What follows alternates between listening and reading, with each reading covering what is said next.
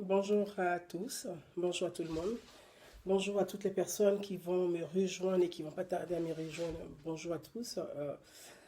En ce jour, dimanche pour le calendrier chrétien, pour les chrétiens, en ce dimanche, jour saint, nous allons aborder ce matin, ce dimanche, jour saint, jour du Seigneur, nous allons aborder euh, les mots, les mots du quotidien, les mots récurrents qui minent notre société et surtout notre pays, la Côte d'Ivoire. Comme je l'ai intitulé dans mon annonce, on va aborder plusieurs sujets, surtout ces dernières années, les sujets qui concernent euh, la vie au quotidien de la société ivoirienne, des citoyens ivoiriens, donc de nos concitoyens, suite à ces drames récurrents, atroces, à ces crimes rituels, à ces sacrifices humains qui continuent de se perpétuer, de s'enraciner dans le paysage ivoirien, dans le paysage de la Côte d'Ivoire et dans la sous-région. Nous allons aborder ces sujets-là. Ça va être sous une forme de semi-conférence que je vais m'entretenir avec vous et ensuite une lettre, une des lettres, en tout cas ma deuxième lettre que je vais adresser au président de la République, le président ivoirien Alassane Ouattara. Je lui avais adressé une lettre le 3 février 2015. 3 ans après, je n'imaginais pas encore adresser une seconde lettre au chef de l'État. Malheureusement, les drames se perpétuent, ça continue, ça s'enracine, ça devient un quotidien. Ça rentre malheureusement dans la norme, dans la vie de la société ivoirienne et je vais adresser cette lettre au président de la République encore à nouveau suite à ce malheureux drame, à l'hommage à ce petit garçon, Bouba, et un hommage à tous ces petits garçons, tous ces enfants ivoiriens depuis plus de euh, plusieurs années, ces malheureux drames qui secouent la société ivoirienne, notre pays, la Côte d'Ivoire. Donc voilà, je faisais juste l'introduction pour que vous perceviez un peu comment les choses, notre entretien va se dérouler. Mini semi-conférence pour expliquer les facteurs de ces différents mots qui minent l'Afrique. Il n'y a pas que la Côte d'Ivoire parce que c'est récurrent, ça concerne toute l'Afrique noire. Ces pratiques criminelles qui concernent toute l'Afrique noire et l'Afrique de l'Ouest aujourd'hui qui est pointée du doigt par toutes les organisations et par tous ces rapports, l'Afrique de l'Ouest et la Côte d'Ivoire malheureusement qui fait partie de pays où se pratiquent ces rituels, ces crimes rituels. Donc on va aborder ça. Merci à Kassim Karamo. Bonjour à toi. Nous allons aborder ça. Et puis ensuite, je lirai brièvement, comme je l'ai dit, ce sera comme une semi-conférence. Je lirai brièvement la lettre que j'adresse à nouveau au président de la République, le président de la Côte d'Ivoire, le président Alassane Ouattara. Et on va aborder les commanditaires, les exécutants, les victimes, leurs familles et comment certains politiques, certains élus instrumentalisent ces malheureux drames qui secouent notre société pour en faire leur promotion personnelle. Nous allons aborder aussi ce sujet-là. Certains pasteurs, donc certains chrétiens, enfin, entre guillemets, si on peut dire chrétiens, certains pasteurs instrumentalisent ce malheureux drame, ces drames qui secouent notre société, qui secouent la société ivoirienne à des fins pour pouvoir ratisser quelques brebis dans leur cour, l'arrière-cour de leurs églises. Nous allons en parler aussi, parler en tout cas, les deux députés qui ont été cités dans la marche qu'il y a eu à Abidjan hier. Ces deux députés qui ont été cités, on parlera d'eux aussi. Yo le prince, bonjour. Donc voilà, comment les choses vont se dérouler. 3, 4, 5 étapes, pour pouvoir avancer très rapidement dans ce contexte-là. Je suis vraiment attristée, donc je tiens d'abord avant toute chose, à présenter toutes mes condoléances à la famille de ce malheureux enfant Bouba qui est parti atrocement comme bien d'autres enfants. Ces crimes à répétition, on dénombre aujourd'hui plus d'une centaine d'enfants, adultes comme enfants, comme personnes handicapées, de bossus, sont dénombrés dans ces crimes qui secoue notre pays, la Côte d'Ivoire. Marie-Laure Kimou, bonjour. Donc, on va parler de la Côte d'Ivoire. Je ferai sous forme de conférence, comme je viens de vous le dire. Prêtez juste attention et puis ensuite, on va essayer d'argumenter, en tout cas, cet entretien. Côte d'Ivoire, stop aux crimes rituels de personnes vulnérables. La permanence des crimes rituels dans notre pays relève de plusieurs facteurs. La démultiplication des marabouts, mages, des gourous, des sectes ésotériques, adeptes de croyances, selon lesquelles les sacrifices et les crimes rituels constitueraient la solution à l'accès à de hautes fonctions, à la réussite sociale et à la résolution des maux de l'existence par la capacité qu'il aurait à augmenter la force vitale de l'individu et donc de recharger sa puissance.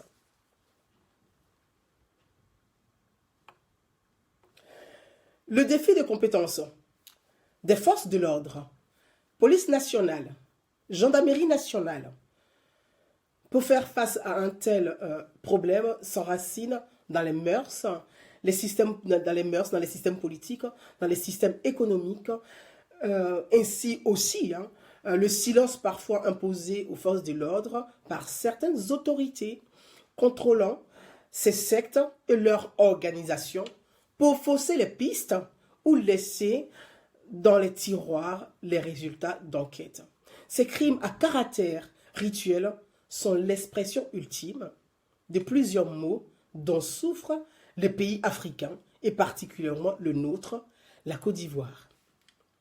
La défaillance des systèmes éducatifs, la pauvreté et ses colorés, la corruption et le clientélisme politique qui génère une justice à plusieurs vitesses.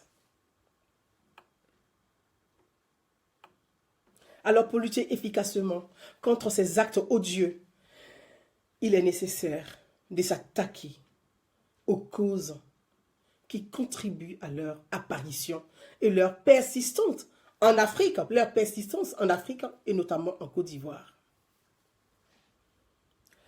Le détournement des croyances africaines, parlons-en. Les croyances africaines ont été détournées.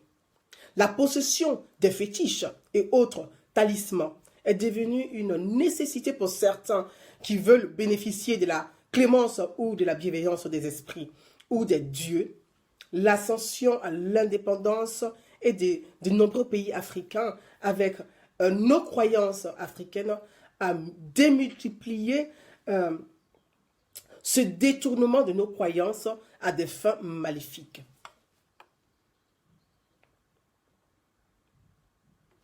Et les élites africaines qui se livrent aussi, comme partout dans le monde, à une lutte sans merci pour occuper des postes, des responsabilités. Cette lutte pour occuper un poste de responsabilité passe malheureusement par certains, par la possession des fétiches et talismans les plus puissants. Et même s'ils sont diplômés et diplômés des grandes universités, ils vont à la recherche de ces fétiches, de ces talismans, pour pouvoir occuper de grands postes à responsabilité, occuper un pouvoir, un fauteuil présidentiel, un pouvoir ministériel, une élection législative, etc., etc. Dans cet imaginaire macabre de tous ces crimes, ils se disent les meilleurs, les plus puissants fétiches et talismans sont faits avec les restes humains de certains individus. Ces croyances reposent essentiellement sur le détournement de certains rites animistes africains comme le vaudou, le juju, le mutu, le bionti, le buiti, le béri, etc., qui font un lien plus ou moins réel entre la possession des restes humains, notamment ancestrales, et la puissance mystique d'un individu. Ainsi, le détournement de nos croyances, malheureusement africaines, mêlées à des pratiques de magie noire, explique tous ces crimes à caractère criminel dans plusieurs pays subsahariens, notamment dans notre pays, la Côte d'Ivoire. Il y a aussi la pauvreté. La pauvreté qui fait partie des facteurs de ces rituels, de ces crimes rituels. Dans les pays où l'on vit, avec moins d'1 € par jour, une somme, quand on vit dans un pays, dans les pays où l'on vit avec moins d'1 € par jour, une somme de 2000 € pour les organes génitaux d'un enfant, ou de 75 000 € pour l'ensemble du corps d'un albinos, représente une véritable fortune pour des individus sans scrupules. Représente vraiment une fortune pour des personnes pauvres. Ainsi, on classe des pays en fonction de leur taux de crimes rituels. On passe par le Gabon, la Tanzanie, la Côte d'Ivoire, le Nigeria, le Congo, les pays de l'Afrique noire, etc. Ces exécutants appréhendés sont souvent des individus à forte précarité sociale et sous la dépendance généralement des stupéfiants et d'alcool. Une somme de 300 000 francs CFA à un exécutant, c'est-à-dire 500 € pour ôter la vie à un enfant. 500 €, c'est-à-dire 300 000 francs pour ôter la vie à un enfant. Il y a aussi le trafic d'organes qui se multiplie au fur et à mesure, à grande vitesse sur le continent, notamment, particulièrement, malheureusement aussi, dans notre pays, la Côte d'Ivoire. Le trafic d'organes, le mode opératoire de prélèvement et de conservation des organes de certaines victimes des sacrifices humains, laissant supposer l'existence d'un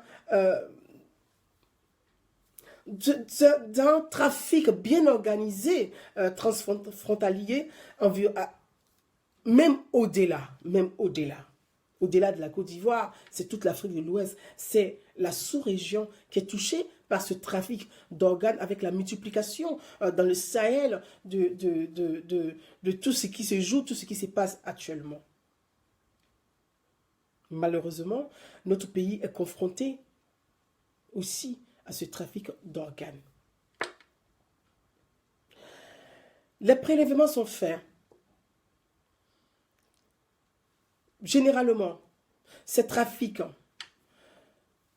augmentent en période électorale ou à l'approche des nouvelles années ou pendant leur renouvellement de ces pactes occultes qui s'accompagnent d'une augmentation du prix des organes à cause du redoublement des vigilances des parents, des populations qui, à l'approche de fin d'année, doublent des vigilances. Ainsi, les trafiquants d'organes multiplient en tout cas leur réseau criminel, anticipent leurs demandes et augmentent les enchères pour pouvoir avoir des organes, pour pouvoir assassiner bien avant les périodes des personnes et pouvoir conserver les organes dans des congélateurs afin de les revendre à des pays demandeurs d'organes humains. Cela montre toute la difficulté de ce système très difficile, bien organisé, bien implanté en Afrique de l'Ouest, qui est difficile à démanteler parce qu'il s'agit d'une économie florissante et attractive pour des individus pauvres, pour des individus sans scrupules. Il y a aussi l'impunité. Il faut qu'on en parle de l'impunité face à ce genre, aux exécutants et aux commanditaires. Les familles des victimes, au-delà de la perte d'un être cher, doivent souvent faire face, malheureusement, à l'injustice, car compte tenu de leur position sociale, les commanditaires sont rarement inquiétés. Par la justice de leur pays même lorsqu'il existe des aveux et des preuves de leur implication, En outre, les exécutants appréhendés gardent souvent le silence par peur d'être éliminés et savent également, même s'ils sont attrapés, ils seront libérés par les commanditaires, souvent, très souvent aisés, très souvent sont très proches de la classe politique. L'impunité de ces responsables de ces crimes est l'une des causes aussi, malheureusement, de l'apparition aggravante et de la persistance dans notre société, dans notre pays, de ces crimes odieux. Nous allons parler aussi d'un des facteurs très importants dans ce genre de pratique, les conflits armés. La dernière fois, ma dernière vidéo, j'avais parlé de ces conflits armés après des sorties de crise. Ce genre de pratique se multiplie. Les conflits armés font état de nombreux cas de sacrifices humains accompagnés souvent d'actes d'anthropophagie dans de nombreuses zones de guerre. En Afrique et aussi en Côte d'Ivoire, car c'est on croit que la possession d'un talisman fait avec des organes humains rend invulnérables en les protégeant des balles et les rend invisibles par leurs ennemis. Ceci explique la permanence du crime rituel dans nos sociétés africaines. Les personnes fragiles risquent parfois d'être enlevées. Les personnes vulnérables, des enfants, des albinos, des handicapés, des bossus, des personnes de petite taille, risquent parfois d'être enlevées ou tuées, et même tuées en raison de croyances liées à la sorcellerie. Déjà, plusieurs centaines de meurtres ont été signalés depuis 2014. Les victimes étant tant des adultes que des enfants. Ces croyances erronées et ces superstitions mettent en danger la vie et la sécurité de nos concitoyens, qui risquent notamment d'être victimes de meurtres, d'enlèvements et de mutilations. L'attitude de la société à l'égard de ces crimes n'évolue guère, et les citoyens risquent encore d'être agressés de plus en plus. Parfois, des enfants, des albinos, des handicapés sont même enlevés et vendus par leur propre famille, par des membres de leur famille. Des enfants sont enlevés sur le chemin de l'école parfois. Sans retour, leurs crânes, leurs dents et leurs vêtements sont retrouvés plus tard dans des buissons. Certains auteurs présumés de ces crimes menacent très souvent les familles déjà endeuillées de représailles. C'est odieux, c'est horrible. Il est plus que jamais urgent d'agir afin de corriger ces problèmes. Mettre en place des moyens efficaces pour accompagner les familles qui, dans leur douleur de perte de leur progéniture, restent confrontées à la justice, qui ne réagit pas très souvent efficacement. C'est pourquoi, aujourd'hui encore, 3 ans après, je lance un deuxième appel au président de la République afin de protéger les enfants, les albinos, les personnes handicapées contre ces crimes rituels, contre ces criminels dans notre pays, la Côte d'Ivoire. Traduire les commanditaires de ces crimes, les exécutants de ces crimes, odieux devant la justice. Et que la justice soit impitoyable face à ces criminels bien organisés. Ma lettre au président de la République. Monsieur le président de la République, Alassane Ouattara, dans notre pays, la Côte d'Ivoire, des milliers d'enfants, de personnes, d'albinos, d'adultes, d'handicapés, bossus comme des petites tailles, vivent dans la peur constante d'être enlevés ou tués, car les parties de leur corps font l'objet d'un trafic lié à des rituels. Les homicides, rituels de personnes fragiles, de personnes vulnérables, reposent sur l'idée que leurs os et les parties de leur corps apporteraient la prospérité. En décembre dernier, 2014, et fin janvier 2015, la police ivoirienne dénombrait déjà plusieurs cas, notamment 21 cas d'enlèvement d'enfants, dont la plupart sont retrouvés morts et mutilés. Depuis le début d'année 2018, 40 autres cas ont été signalés.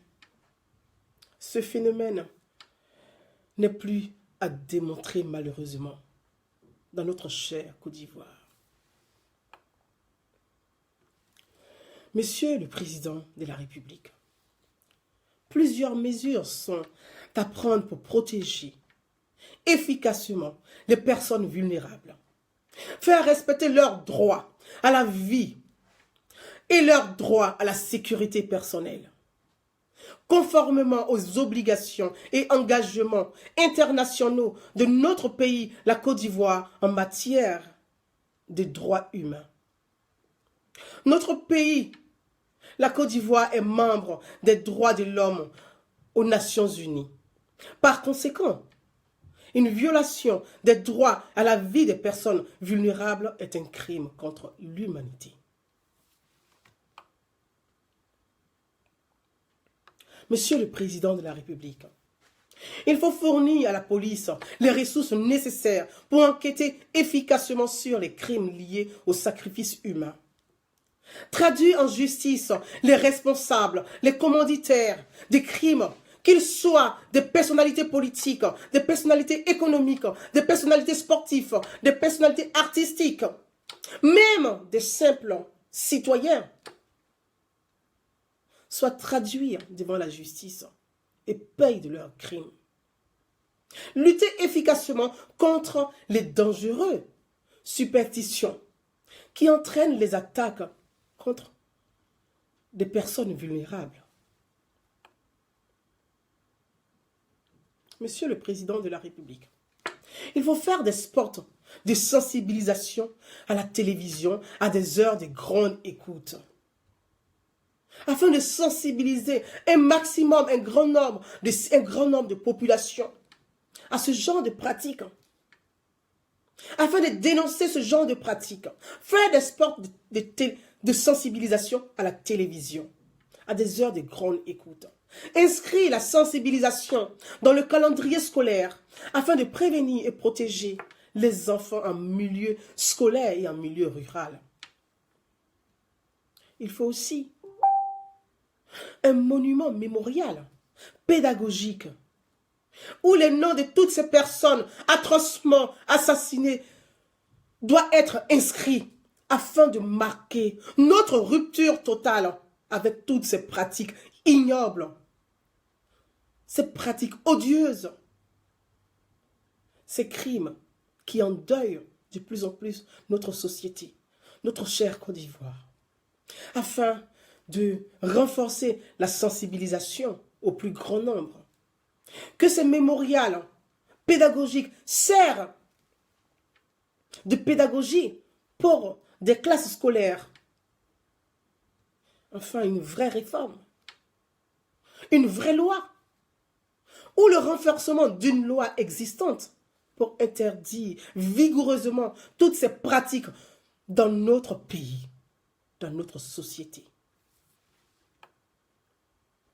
Monsieur le Président de la République Alassane Ouattara, c'est ensemble que nous allons nous battre pour réussir l'interdiction totale de ces pratiques honteuses et criminelles dans notre pays. Je vous prie, Monsieur le Président, de recevoir toutes mes salutations distinguées. Madame Gouza Naounou, femme libre, femme citoyenne, fait en France le 3 mars 2018.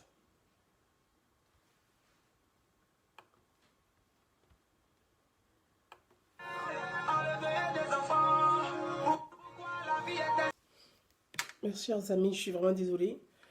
Euh, je suis désolée. Voilà. En tant que mère, en tant que femme, en tant que citoyenne,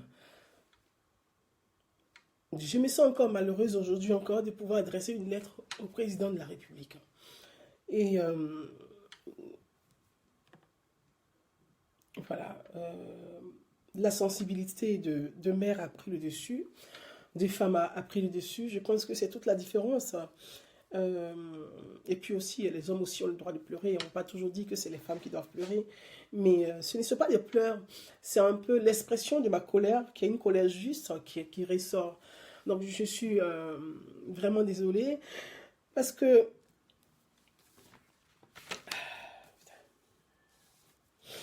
aujourd'hui encore, à cette malheureuse liste de ces nombreux enfants qui sont assassinés comme ça, atrocement, par des personnes qui pratiquent des rituels sataniques, des rituels criminels, parce que ce sont des crimes.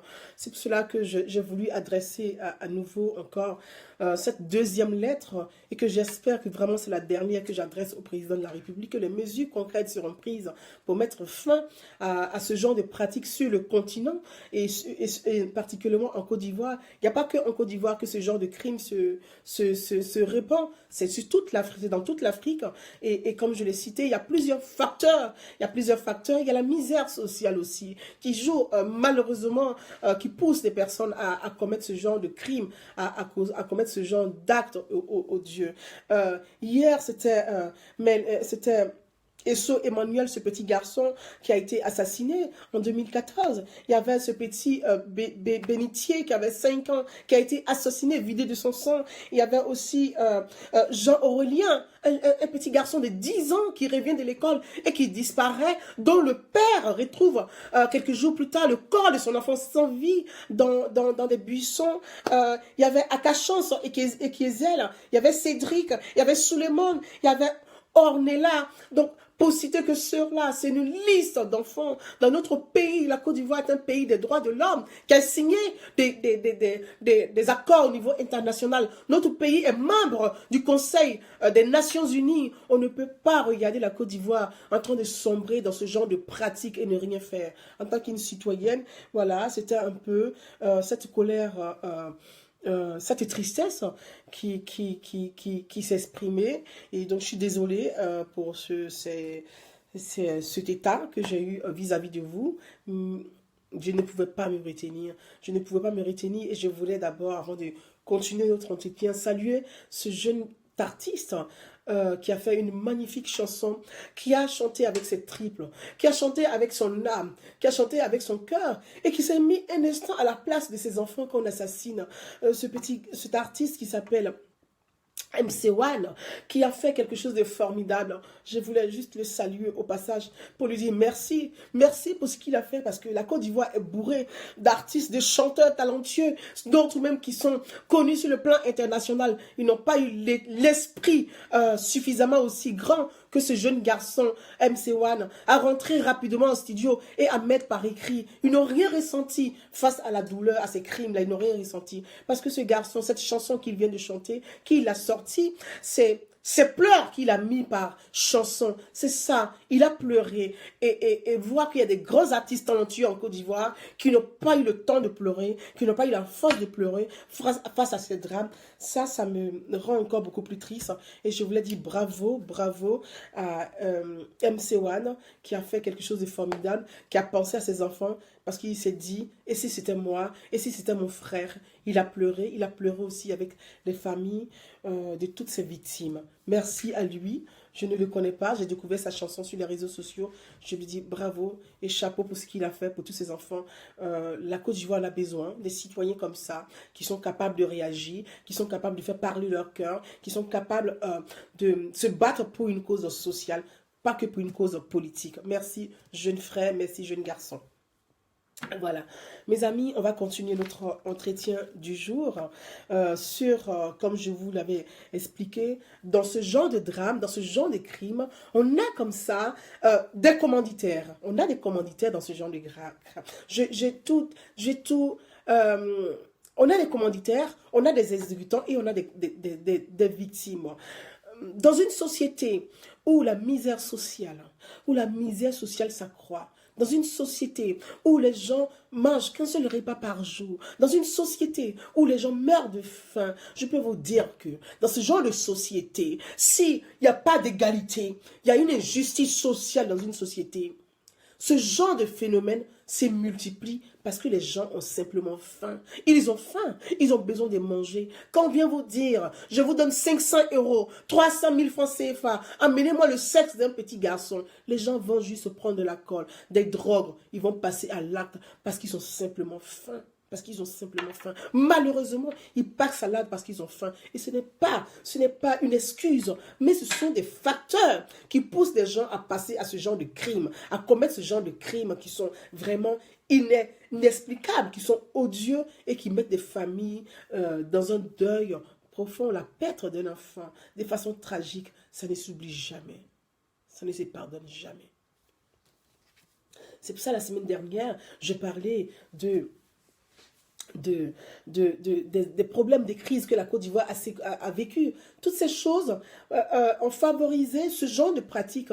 Dans notre pays, malheureusement, la Côte d'Ivoire, c'était des choses qui étaient de façon isolée. Mais aujourd'hui, c'est devenu visible. C'est devenu visible à tel point qu'on ne sait même pas à quelle sauce on va être mangé. On se pose la question, les gens ont peur. Est-ce que mon enfant va revenir de l'école? Est-ce que même le directeur de l'école pratique lui-même pas ce genre de choses? Est-ce que l'instituteur pratique lui-même pas ce genre de choses? Donc, il y a toute une psychose qui s'empare de la société comme ça. Tout le monde vit dans la peur, dans la psychose. On ne sait plus à quelle sauce on va être mangé, comment se vouer, comment se prendre en charge, comment se prendre en main. Et ce genre de choses se multiplient au fur et à mesure dans notre société. Ce n'est pas normal. Ce n'est pas normal. Il faut les dénoncer. Il faut les dénoncer avec une fermeté. Il faut les dénoncer avec une rigueur. Il faut les traquer. Il faut sensibiliser la société à des heures d'écoute, comme je l'ai dit à la lettre que j'ai adressée au président de la République, à des heures d'écoute, plutôt que de passer notre temps à regarder des films, des feuilletons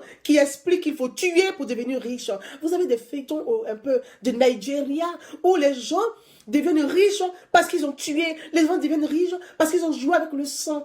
Quelle morale, quelle leçon adressons-nous à la société? Que voulons-nous? Parce que la télévision, elle éduque aussi. La télévision, elle est là pour éduquer. La télévision, elle est là pour apporter l'information. La télévision, elle est là pour accompagner la société à se développer. Mais si on veut passer tout et n'importe quoi à la télévision, on arrive dans une société de n'importe quoi. Si on veut passer tout et n'importe quoi à la télévision, on arrive dans une société de n'importe quoi. Qu'on ne peut plus gérer, qu'on ne peut plus diriger, qu'on ne peut plus, et les gens sont en insécurité totale. Une télévision où on va vous expliquer qu'il faut prendre le sexe d'un enfant pour aller faire des fétiches pour devenir riche.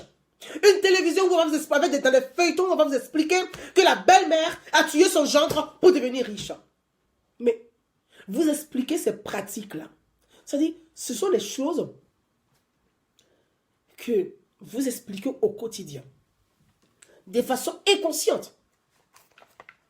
De façon inconsciente. De façon inconsciente. Parce que j'appelle ça de l'inconscience collective. De l'inconscience collective.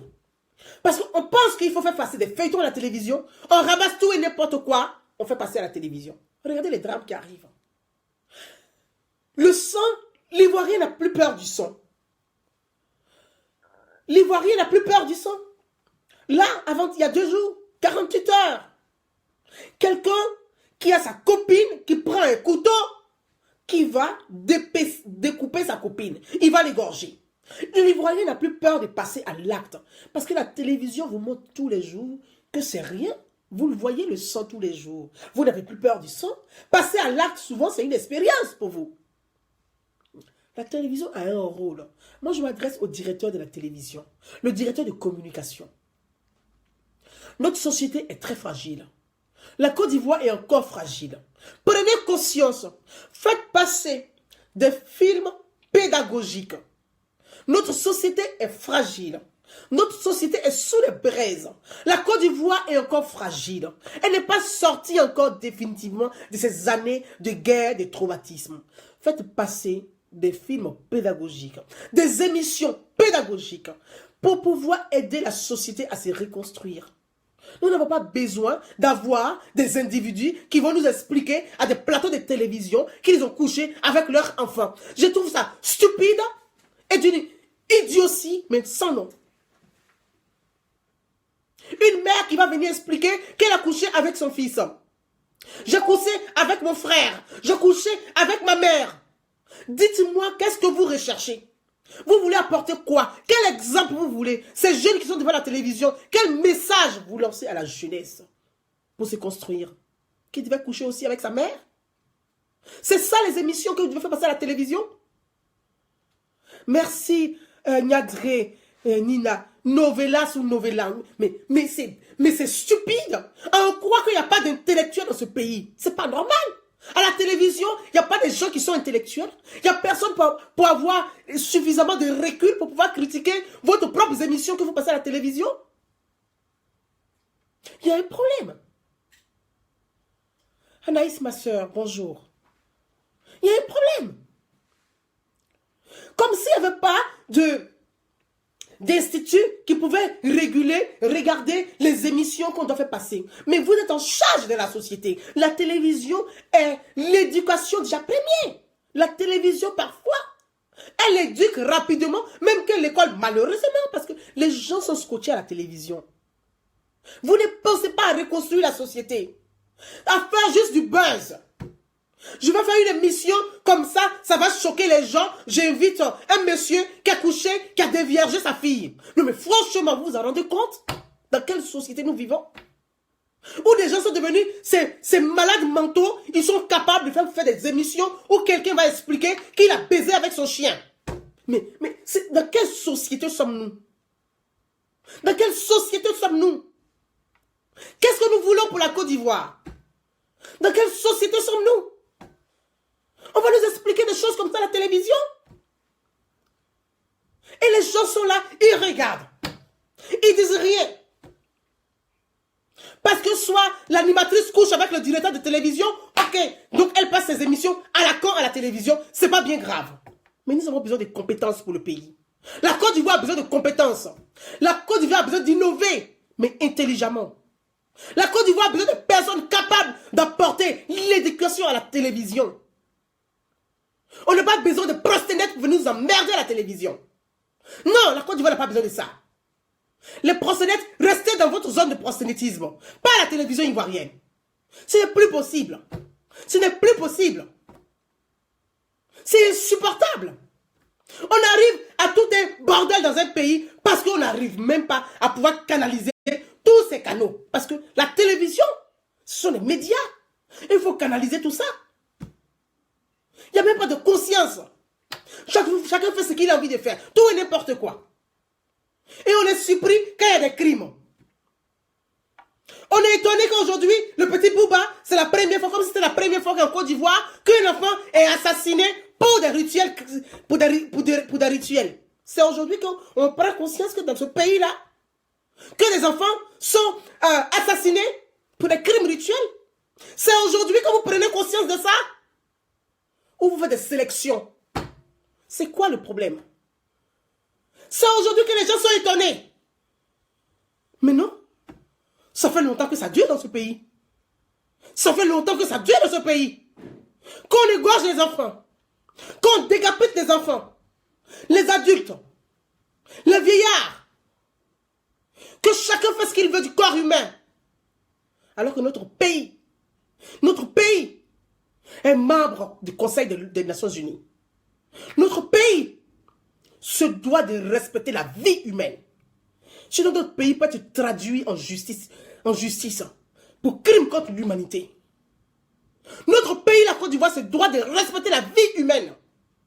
Sinon, notre pays peut être traduit devant la justice internationale pour crime contre l'humanité. Parce que nous avons signé des accords. Et nous devons de respecter la vie humaine de chaque citoyen. De protéger, de préserver la vie de chaque citoyen. Ce n'est pas normal qu'en 2018 encore, on puisse tuer des enfants. Ce n'est pas juste Que les enfants de Côte d'Ivoire ne soient pas protégés. Ce n'est pas normal. Ce n'est pas juste. Que les familles puissent vivre dans la peur. Même sur le chemin de l'école, on tue des enfants. Que voulons-nous? Que voulons-nous?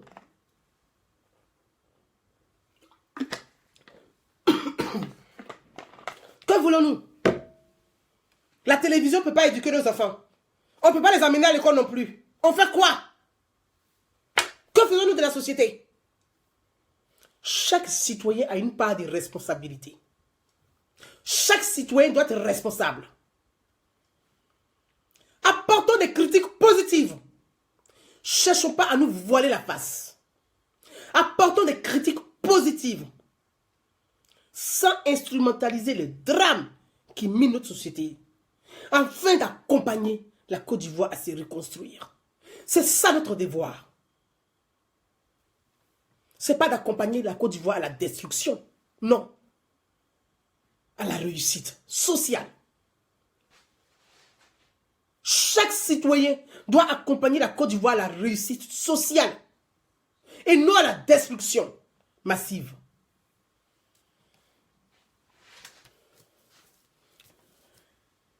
Voyez mes amis, moi je regardais avec tristesse. C'est pour ça que j'ai salué ce jeune MC1. Je n'ai pas vu Assalfo, Tikenja, Afou Keïta, Mawa Traoré, Alpha Blondy. Ils ont les moyens plus que ce jeune chanteur. Ils ont les moyens plus que ce bébé chanteur. MC1 n'a même pas encore 20 ans. Ah, ils sont connus sur le plan internet. Ils ont les moyens que ce petit garçon. Il a eu l'intelligence plus que ces grands de rentrer dans un petit studio et de faire une chansonnette pour dénoncer ces crimes. Où est Assalfo? Où est Afou Keïta? Où est Tikenja? Où est Alpha Blondy? Où est Mawa Traoré? Comme si ces crimes ne les concernaient pas. Comme ça ne leur disait rien, je ne vous accuse pas, chers frères et sœurs ivoiriens. Mais votre comportement me laisse fou, me met un froid dans le dos. Votre attitude, votre silence me fait peur et m'inquiète. Vous êtes les référents. Vous êtes une référence. C'est ça le problème des artistes africains et particulièrement des artistes ivoiriens. L'artiste ivoirien, là où il y a un gros budget, où il y a de l'argent à gagner, alors là il dit il est engagé dans l'humanitaire, dans le social.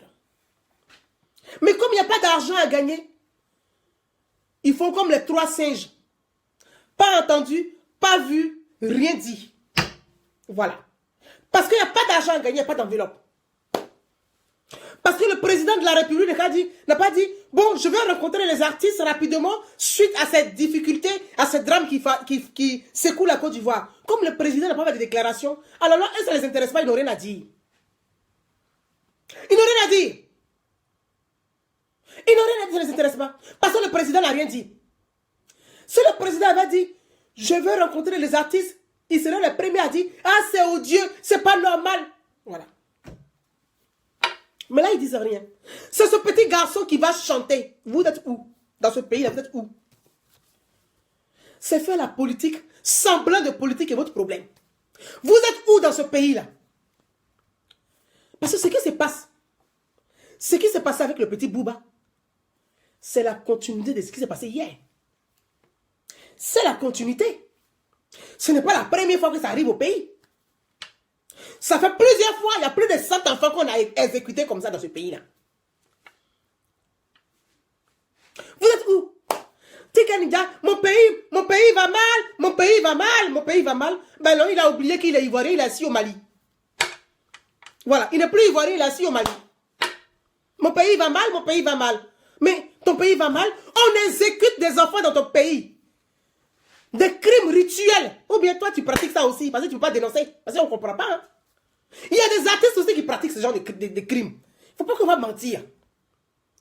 Il y a des artistes qui font ce genre de choses. Il y a des sportifs, des footballeurs qui font ce genre de choses. Il y a des commerçants qui font ça. Il n'y a pas que les hommes politiques. C'est-à-dire qu'ils sont tellement...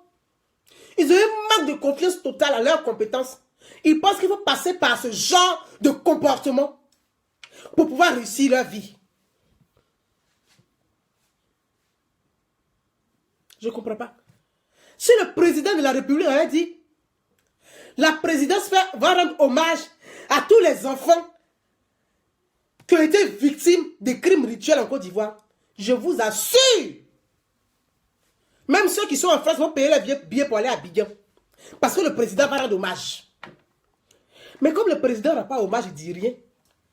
Eux, ils sont les trois singes. Rien vu, rien entendu. Rien dit. Ils sont assis dans leur coin. C'est le petit garçon là. C'est lui qui va rendre hommage. Vous êtes où? Un artiste, c'est un référent. C'est celui qui porte le message de la société qui va mal. C'est ça un artiste. Si vous ne pouvez pas chanter, vous pouvez faire la politique. Faites votre politique. Parce qu'il y a d'autres là où ils sont là, ils pensent que quand Alassane Ouattara va faire un remaniement, on va là où il va être en 2020, on va les nommer ministre de la culture. Voilà leur préoccupation. Ce que vit la société là, ça ne les intéresse pas. Ça ne les intéresse même pas.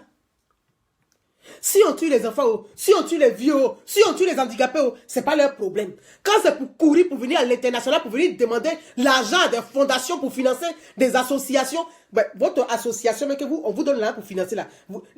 C'est quoi? C'est quoi l'humanitaire? C'est quoi l'humanitaire? C'est quoi l'humanitaire que vous faites? L'humanitaire, c'est quoi? Vous trompez le monde, vous trompez les gens pour venir escroquer à l'international. Mais gare à vous, c'est ici ça va se passer. Parce que c'est à l'international, là, on va vous dénoncer ici.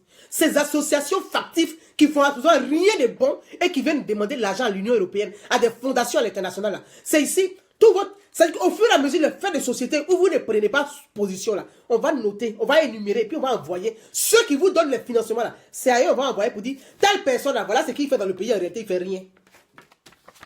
Parce qu'on ne peut pas continuer à financer des gens qui se prennent pour des associations dans l'humanitaire. Nous, on aime des enfants, on construit des écoles, et gna gna gni, et gna gna gna.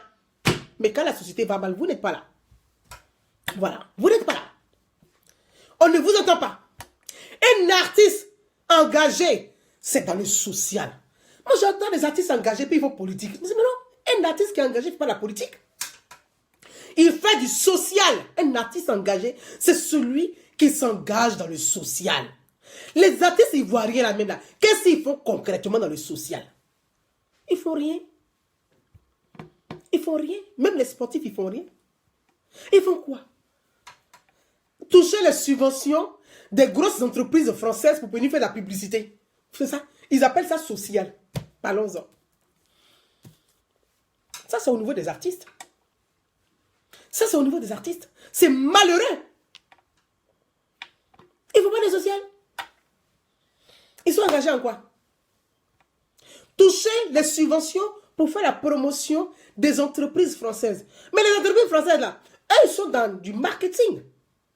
Ils sont dans du marketing.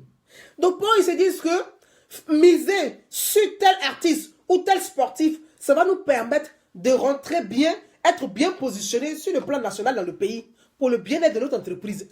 Ce qu'ils vous donnent là, c'est vous faites ce que vous voulez dans votre problème. Voilà.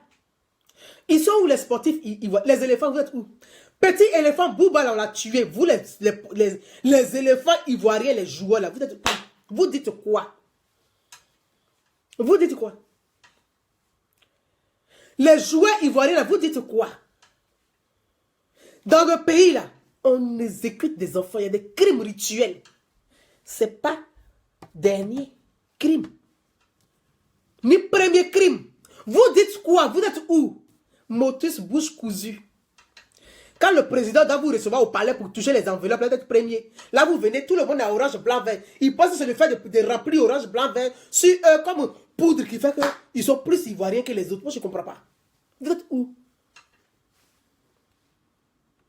Vous êtes où? Les sportifs ivoiriens. Vous êtes où? Moi, j'ai vu...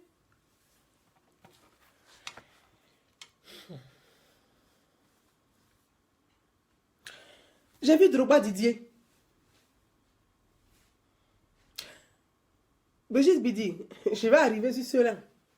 Ceux-là qui doivent représenter la République et puis qui sont absents partout. Là. Je vais arriver, c'est sûr, il est terminé. Les sportifs ivoiriens,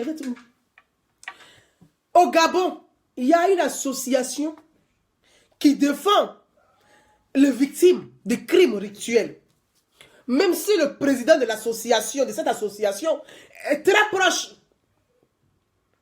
d'un homme politique qui est l'ancien président de l'Union africaine et qui a perdu les élections au Gabon, Jean Ping, qui est très proche de Jean Ping. Même s'il est très proche de Jean Ping, la question n'est pas là. Mais au moins, il a une association qui défend les victimes.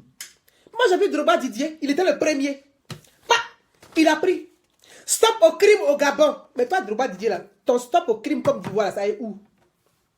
Moi, il attend de voir la photo de Drogba Didier sur Twitter. Il va faire la même photo pour dire stop au crime rituel en Côte d'Ivoire. Ça est où? Parce qu'on va parler de ça, on va dire, il n'aime pas Drogba, il n'aime pas ceci. Moi, là, je ne suis pas dans aimer quelqu'un. Drogba, la dernière fois, quand les gens l'ont attaqué sur les réseaux sociaux, je l'ai défendu. Mais quand tu déconnes, il dit, tu déconnes. Tu déconnes? Drogba est où? Drogba Didier, tu es où? Ou bien, il ne sait pas qu'en Côte d'Ivoire, là, les mêmes crimes où il allait faire campagne au Gabon, là, ça se passe en Côte d'Ivoire, il ne sait pas ça. Dites à Drogba, s'il ne sait pas, là, faites-lui ma commission. Qu'en Côte d'Ivoire, ça se passe aussi là-bas.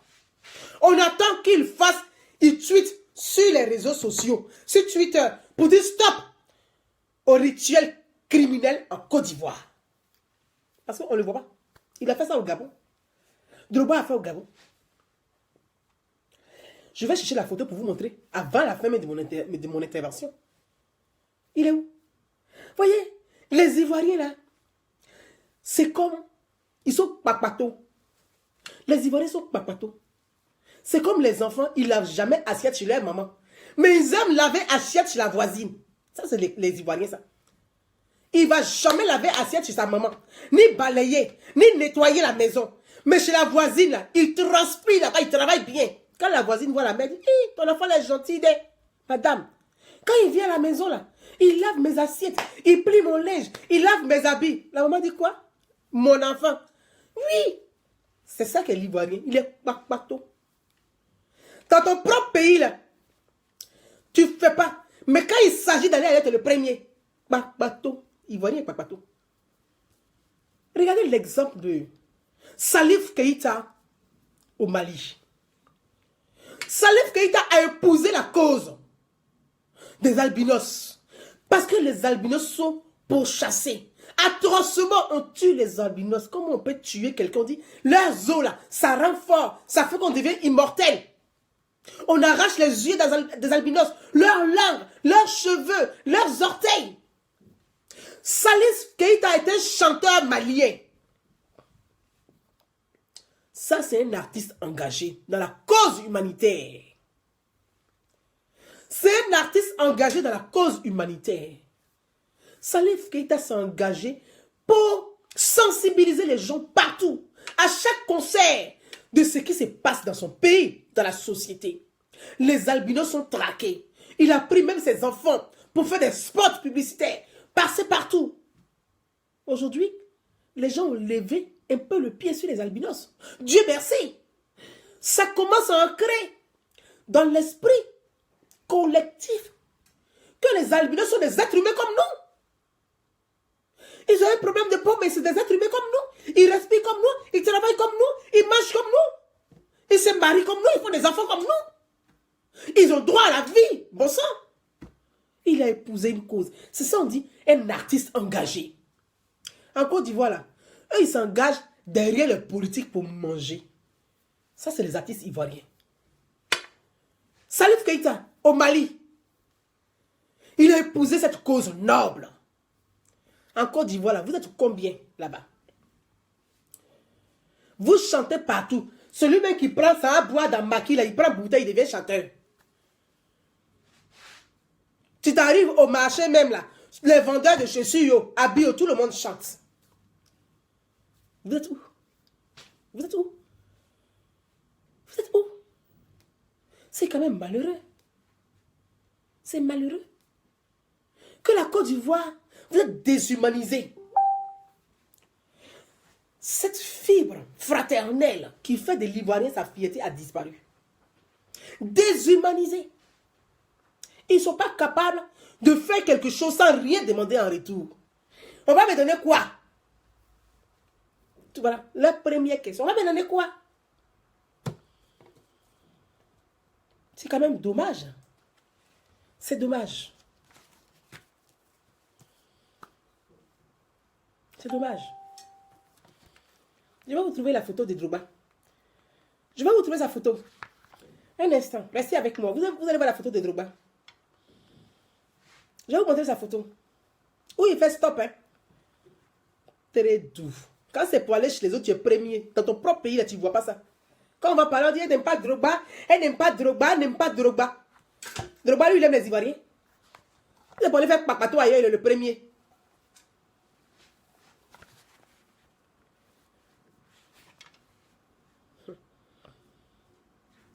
Un artiste, c'est celui qui défend les citoyens. Un artiste, là, c'est celui qui défend les citoyens. Mais en Côte d'Ivoire, là, ils défendent les hommes politiques. Ils ne défendent pas les citoyens, c'est les hommes politiques qui défendent. C'est leur métier. Ils chantent tous les jours, c'est eux qui vont chanter le nom des hommes politiques. Quand il va venir, ça sera comme ça. Oh, tout cela pour mendier. C'est tout ce qu'ils savent faire. C'est tout ce qu'ils savent faire. En Côte d'Ivoire, c'est tout. Tous les artistes, les Zouglous, mais on n'en parle même plus. Et c'est là où on doit donner un peu à manger, ils vont chanter chanson pour lui. C'est quoi ça là? Il faut que même ça s'arrête. 2020 là. 2020 qui arrive là. On ne veut plus les artistes qui chantent pour les personnages politiques. Nous, on va vous chasser. Les réseaux sociaux nous ont sauvés. Ceci, on va vous ramasser comme ça. Pour vous déposer. On ne veut plus les artistes qui chantent pour les hommes politiques. 2020 là. Si vous voulez sortir votre album là, c'est maintenant. Mais les artistes, à partir de 2019, on va entendre chanter ici les chansons des personnalités politiques, des personnages politiques là. Vous aurez affaire à nous. À composer les chansons bien, mais on ne veut plus que vous chantiez pour les personnages politiques. Parce que les personnages politiques là, ce n'est pas eux qui font les Ivoiriens. C'est nous qui faisons ces personnages politiques. Donc vous devez chanter pour la souffrance de la société. Vous devez chanter pour les maux de la société. Vous devez dénoncer ce qui ne va pas dans la société. C'est comme ça les hommes politiques vont prendre conscience que, ah, dans la société là, telle personne a chanté ça, hein, il paraît que ça ne va pas. Toi le ministre là, toi tu as fait comment pour qu'on dise à tel chanteur qui dénonce ça, alors qu'on t'a donné le budget pour ça. Ça permet aussi au président d'avoir une visibilité. Non, vous ne faites pas ça. On vous donne la lettre, vous chantez le nom de quelqu'un. Vous rentrez en studio pour louer votre camarade. C'est quel honte ça là? Vous passez votre temps à louer votre camarade seulement. Ça, c'est les artistes ivoiriens. C'est tout ce qu'ils savent faire. C'est vous qui êtes à la base même de la crise ivoirienne. Vous, les artistes ivoiriens là. C'est vous les papatos qui mettez les Ivoiriens en palabre. C'est vous. Je pense que c'est vous, mais on va traduire en justice maintenant. Parce que vous n'êtes pas là pour stabiliser le pays, la société. Vous déstabilisez la société. Vous divisez les Ivoiriens entre eux. C'est vous, on va traduire maintenant, vous les artistes ivoiriens. C'est vous, on va traduire. Vous avez aussi les pasteurs. Dans cette crise, j'ai vu, malheureusement, ce qui arrive à ce petit, qui est arrivé au petit Bouba. Des pasteurs ivoiriens qui sont venus comme des gens de bonne moralité. Alors c'est extraordinaire. C'est extraordinaire. Ouh, des gens de bonne moralité. C'est extraordinaire. Subitement, comme il y a un drame, alors que ces mêmes pasteurs là, dans le pays là, c'est pas aujourd'hui que ça a commencé. Ça a commencé il y a très longtemps. Depuis ce Gbagbo, c'était pire. Il ne faut pas qu'on va se tourner. Il faut qu'on soit clair. Je commence par les pasteurs. Je vais arriver sur l'opposition. Hein, on appelle opposition. S'il y a opposition. Et puis je vais terminer sur les députés. Parce que chacun a sa part de responsabilité. Les pasteurs ivoiriens. Je cherche la photo de Drogba. Vassos, quoi. Je remets mon truc à jour. Les pasteurs ivoiriens qui subitement, Ils vont venir, les gens de bonne moralité, comme si eux-mêmes, ils ne pratiquaient pas ça. Rituel, crime rituel, hein. Il y a des pasteurs qui pratiquent ça. Eux-mêmes, ils se sont dénoncés entre eux dedans. Il y a des pasteurs qui pratiquent, malheureusement, ces crimes rituels dans le pays. Comment vous avez vos enfants? C'est enfant de quelqu'un, toi tu prends. Vous avez une... Donc, c'est poulet de ton voisin, toi tu peux pas aller faire sacrifice. Il y a des pasteurs qui pratiquent ces crimes dans le pays. Sous le gouvernement précédent, sous le gouvernement Gbagbo là. Mais c'était pire. Les pasteurs, ils ont des crânes de l'homme dans la maison. C'est dans ça, ils trempent leurs mains là, puis ils viennent devant les gens pour poser leurs mains sur leur tête. Ça, c'est un phénomène récurrent qui date de plus de 20 ans dans la société ivoirienne. Donc, ce n'est pas une histoire parce que c'est Ouattara qui est là et que c'est sur Ouattara que... Non, hein? Moi, je ne suis pas là. Je dis, quand je suis une citoyenne, je suis là pour accompagner dans la construction des critiques positives. Il ne faut pas faire de la démagogie et faire de la récupération politique pour pouvoir en faire de la manigance politicienne. Moi, je ne suis pas dans ça. Ces pratiques existaient. Si votre mémoire écoute, moi, je vais vous rappeler. En Côte d'Ivoire, là, au forêt de Banco, sous le gouvernement précédent, sous le gouvernement Gbagbo, on ramassait les enfants là, ils avaient même... C'est-à-dire qu'il n'y a plus rien dans leur ventre, on retirait tous leurs organes dedans. On trouvait ça en Côte d'Ivoire. En Côte d'Ivoire. Forêt de Banco, qui se passe ça? Qu'est-ce qui s'est passé en Côte d'Ivoire? Sous le gouvernement précédent.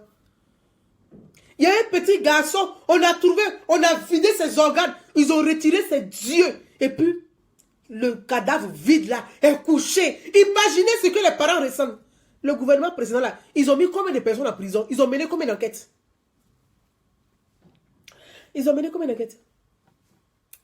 Parce qu'il y a des pasteurs en Côte d'Ivoire qui pratiquaient ce genre de choses. Mais qui a mené enquête? Combien de pasteurs on a condamnés pour ce genre de pratique? Alors qu'ils se sont dénoncés eux-mêmes en Côte d'Ivoire. Hein, mes amis, on n'a qu'à se parler. Dites-moi si ce que je dis n'est pas vrai. Vous me dites, Gouza, là, c'est pas vrai. Moi, j'ai rectifié. Moi, je veux qu'on m'apporte la contradiction. J'aime le débat. Apportez-moi la contradiction. C'est pas de venir dire, non, tu es ceci, tu as fait ceci, tu n'aimes pas l'autre, tu aimes l'autre. Moi, je ne suis pas là pour aimer quelqu'un. Apportez-moi, s'il vous plaît, la contradiction. Il y a des pasteurs qui se sont dénoncés sur ce genre de pratique en Côte d'Ivoire, sous le gouvernement Gbagbo. Dites-moi combien de personnes on a mis en prison. Combien de pasteurs qui ont été emprisonnés, qui ont été condamnés. Il n'y a pas eu. Moi, je n'ai jamais entendu qu'on a condamné un pasteur. Ils sont tous devenus riches, tellement qu'ils ont bouffé le cerveau même de leur propre mouton à l'église. Ils sont tous devenus riches. Tous les pasteurs, ils mettent produits, comme si dans la Bible, Dieu a dit, il faut renier ta peau. Ils ont tous des bijoux en or. Quand ils disent même leurs fidèles, tellement qu'ils ont bouffé le cerveau de leurs fidèles vous expliquent que, mais c'est un enfant de Dieu. L'or et l'argent appartiennent à Dieu. Donc, le pasteur doit être habillé en or. Toi, tu viens, taper à l'église, le pasteur va s'habiller en or et sa femme. C'est pour quelle raison? Tu as été trop bête. Jésus, là, lui, il partageait le pain. Quand ton pasteur, là, il t'arrache le pain. Tu ne peux pas réfléchir à ça. Donc, je vois des pasteurs pour dire, oui, oh, viens à Jésus. Ils font des lives. Les pasteurs, ils font live maintenant. Comme ils font live là. Viens à Jésus. Qu'est-ce que tu veux? Pourquoi tu pratiques ce genre de crime? Connectez-vous. Il a répondu à une même hier. Elle ne m'a pas répondu encore. Il a dit, il faut arrêter. Hein. Il faut arrêter tes trucs que tu fais là. Parce qu'il y a des pasteurs qui pratiquent des trucs comme ça. Donc tes trucs là, si elle avait répondu, ils lui ont donné, ils lui ont dit, faut pas répondre à la fille là, parce qu'elle fait un live direct pour elle. Viens à Jésus, viens à Jésus. Ça c'est leur truc. Des bandes d'escrocs, des pastorettes et des pasteurs escrocs, ils pratiquent ce genre de choses. Donc c'est ce petit crime. C'est-à-dire que le petit Bouba là, ce petit Bouba, vous allez venir pour chercher des brebis. C'est juste pour aller chercher des bébés. Viens à Jésus. Mais toi qui dis, on ne va venir à Jésus là. Toi-même, tu pratiques ça. On va faire comment? Toi-même, tu pratiques ça. Viens à Jésus. Viens à Jésus. Pourquoi tu vas faire ce genre de pratique? Jésus va te donner l'or et l'argent. Dieu ne donne pas le matériel à quelqu'un. Dieu ne donne pas ni l'argent, ni l'or, ni l'eau, ni rien. Il donne juste un bien spirituel. Il ne donne pas un bien matériel. Donc, toi, le pasteur qui va dire les gens ne vont venir à Jésus pour avoir une maison là. Dieu m'a vu Dieu a construit une maison pour quelqu'un. Ça, c'est des foutaises. Donc, ça m'a tellement énervé que je parle de ça. Parce que j'ai vu des pasteurs qui sont assis et puis qui font de la propagande. C'est-à-dire qu'ils n'ont même pas... Quand tu es un homme de Dieu, quand il y a un crime odieux qu'on a commis, ton devoir d'homme de Dieu, c'est de prier d'abord pour l'âme de celui qui est parti. Prier pour l'âme de la personne. C'est ça qu'on appelle la spiritualité. Avoir de la compassion pour son âme et pour sa famille. Mais tu ne viens pas te planter là pour faire un live, pour dire oui, tu mets chanson. Genre, toi le pasteur, quand on va venir dans ton église là, ils ne vont pas tuer enfant des gens. C'est toi qui es policier à Bigel pour surveiller les gens.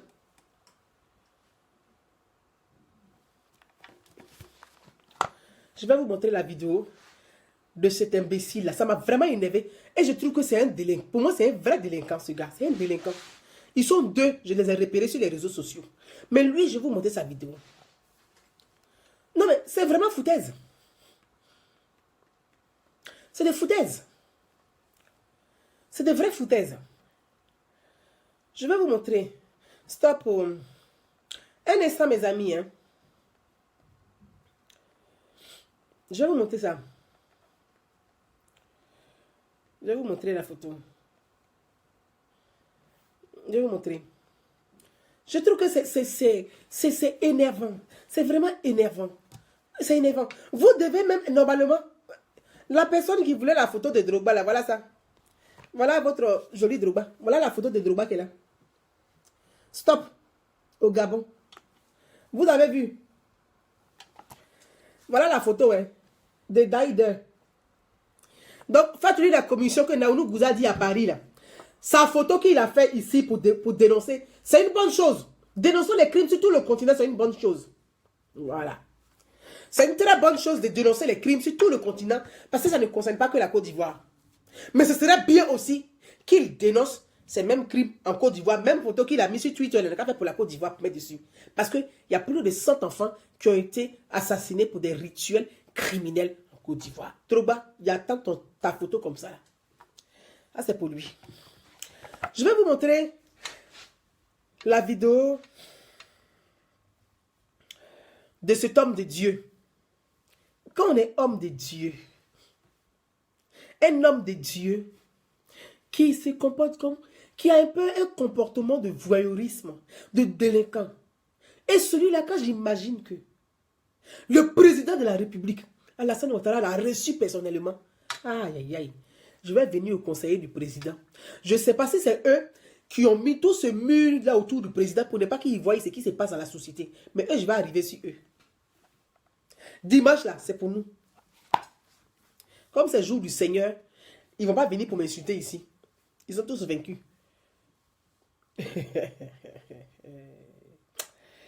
Un homme de Dieu. Vous allez écouter lui-même ce qu'il dit. Hein. La vie que je vous donne, voilà. C'est les instructions. Écoutez. Il n'y a pas ex-collègue, il n'y a pas ancien mari. Vous êtes toujours mes collègues. Voilà. Que vraiment les gens du bâtiment A, vous le voyez. C, bâtiment B, assimilé, voilà. Bâtiment des femmes, tous les CB, les chefs porte-clés, les chefs requins, les wowo, les kessia, les commis. Ça c'est pasteur. Vraiment, je vous salue. Dans l'amour du Seigneur. Ça c'est le pasteur. Oh.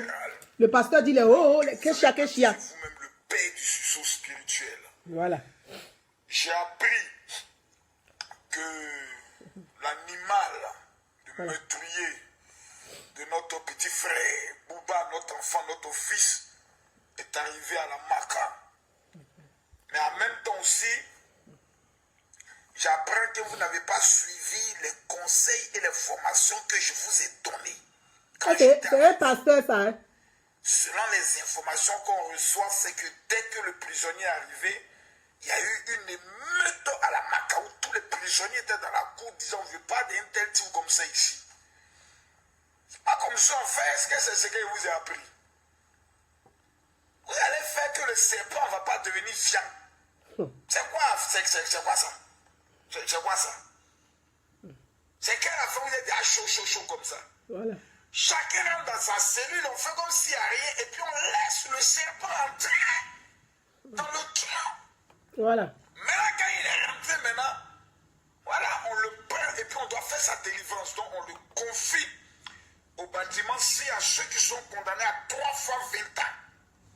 Bon, vol à main armée, avec double meurtre, suivi de viol, on les confie. On dit, le gars, il a un esprit en lui. Marco soit tenté de le chasser, il n'est pas parti. Mais vous êtes chaud, vous sautez derrière quoi? C'est quoi ça? Pas vous demandez d'écarter l'affaire. Laissez le gars rentrer. Et vous allez lui demander les nouvelles. Voilà, vous le faites asseoir. Vous lui demandez les nouvelles. Frère, tu es venu là, c'est comment? Voilà. Tu veux lui demander les nouvelles. Voilà. Fais pas bouger dans l'affaire. Voilà.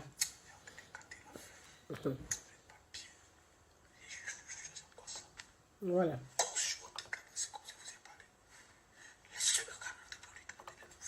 Voilà. Maintenant, vous les gardes pénitentiaires, là, vous n'êtes pas gardien d'un prisonnier. Hein. Quand un prisonnier vient, on le met dans sa cellule. Voilà. Bon, allez le mettre dans sa cellule. Quand Marcos est arrivé là-bas, là, vous m'avez gardé au greffe. Vous m'avez amené en cellule. C'est votre enfant. Mais c'est votre papa. Qu'est-ce qu'il y a? Amenez petit Guinéen en cellule là-bas, ils vont prendre le soin de quoi on appelle ça. Ils vont le loger. Il va faire ça, comme on appelle ça. C'est 15 jours, il va aller en jugement, puis il va revenir. Pourquoi vous ne pas l'amener là-bas? Arrêtez ça, hein. Tous les Yakou chinois étaient là-bas, hein. Arrêtez ça. Vous jouez les Djangou, vous êtes Djaoulicha, fait qui ne vous regarde pas là. Et vous assoyez le gars, mais vous connaissez. Mais papato, vous assoyez. Non, qu'est-ce qui s'est passé? Tu n'es pas policier. Tu es surveillant de prisonniers. Oh, vous avez trop ça même. Je ne sais pas de quoi il se met là même. Monsieur le directeur de la MACA. Vous attendez bien, suivez bien. Le prisonnier peut amener le bâtiment C. C'est sa place qui est là-bas. 15 jours peut partir au jugement. C'est quoi? Vous avez entendu. Vous avez tout à faire même. Oh, vous êtes tous les Djaouli. Vous êtes les Djaïli là. Voilà. Le gars là, c'est un Djaouli. Il a cherché un nom. Il a qu'un nom. Ramenez-le en prison. La prison là, c'est fait pour les prisonniers. Ah, tu vois, il n'est pas encore déclaré coupable. Il est présumé innocent. Voilà. Ramenez-le en prison. Ses collègues meurtriers, ses collègues braqueurs vont lui demander les nouvelles du petit Abou. Il y a Adaman qui est là-bas. Il y a Sissé qui est là-bas. Il y a Boubacar qui est là-bas. Il y a Traoré qui est là-bas. Il veut demander les nouvelles. Qu'est-ce que c'est? Voilà. Que le petit frère est mort. Vous les prenez, vous les gardez.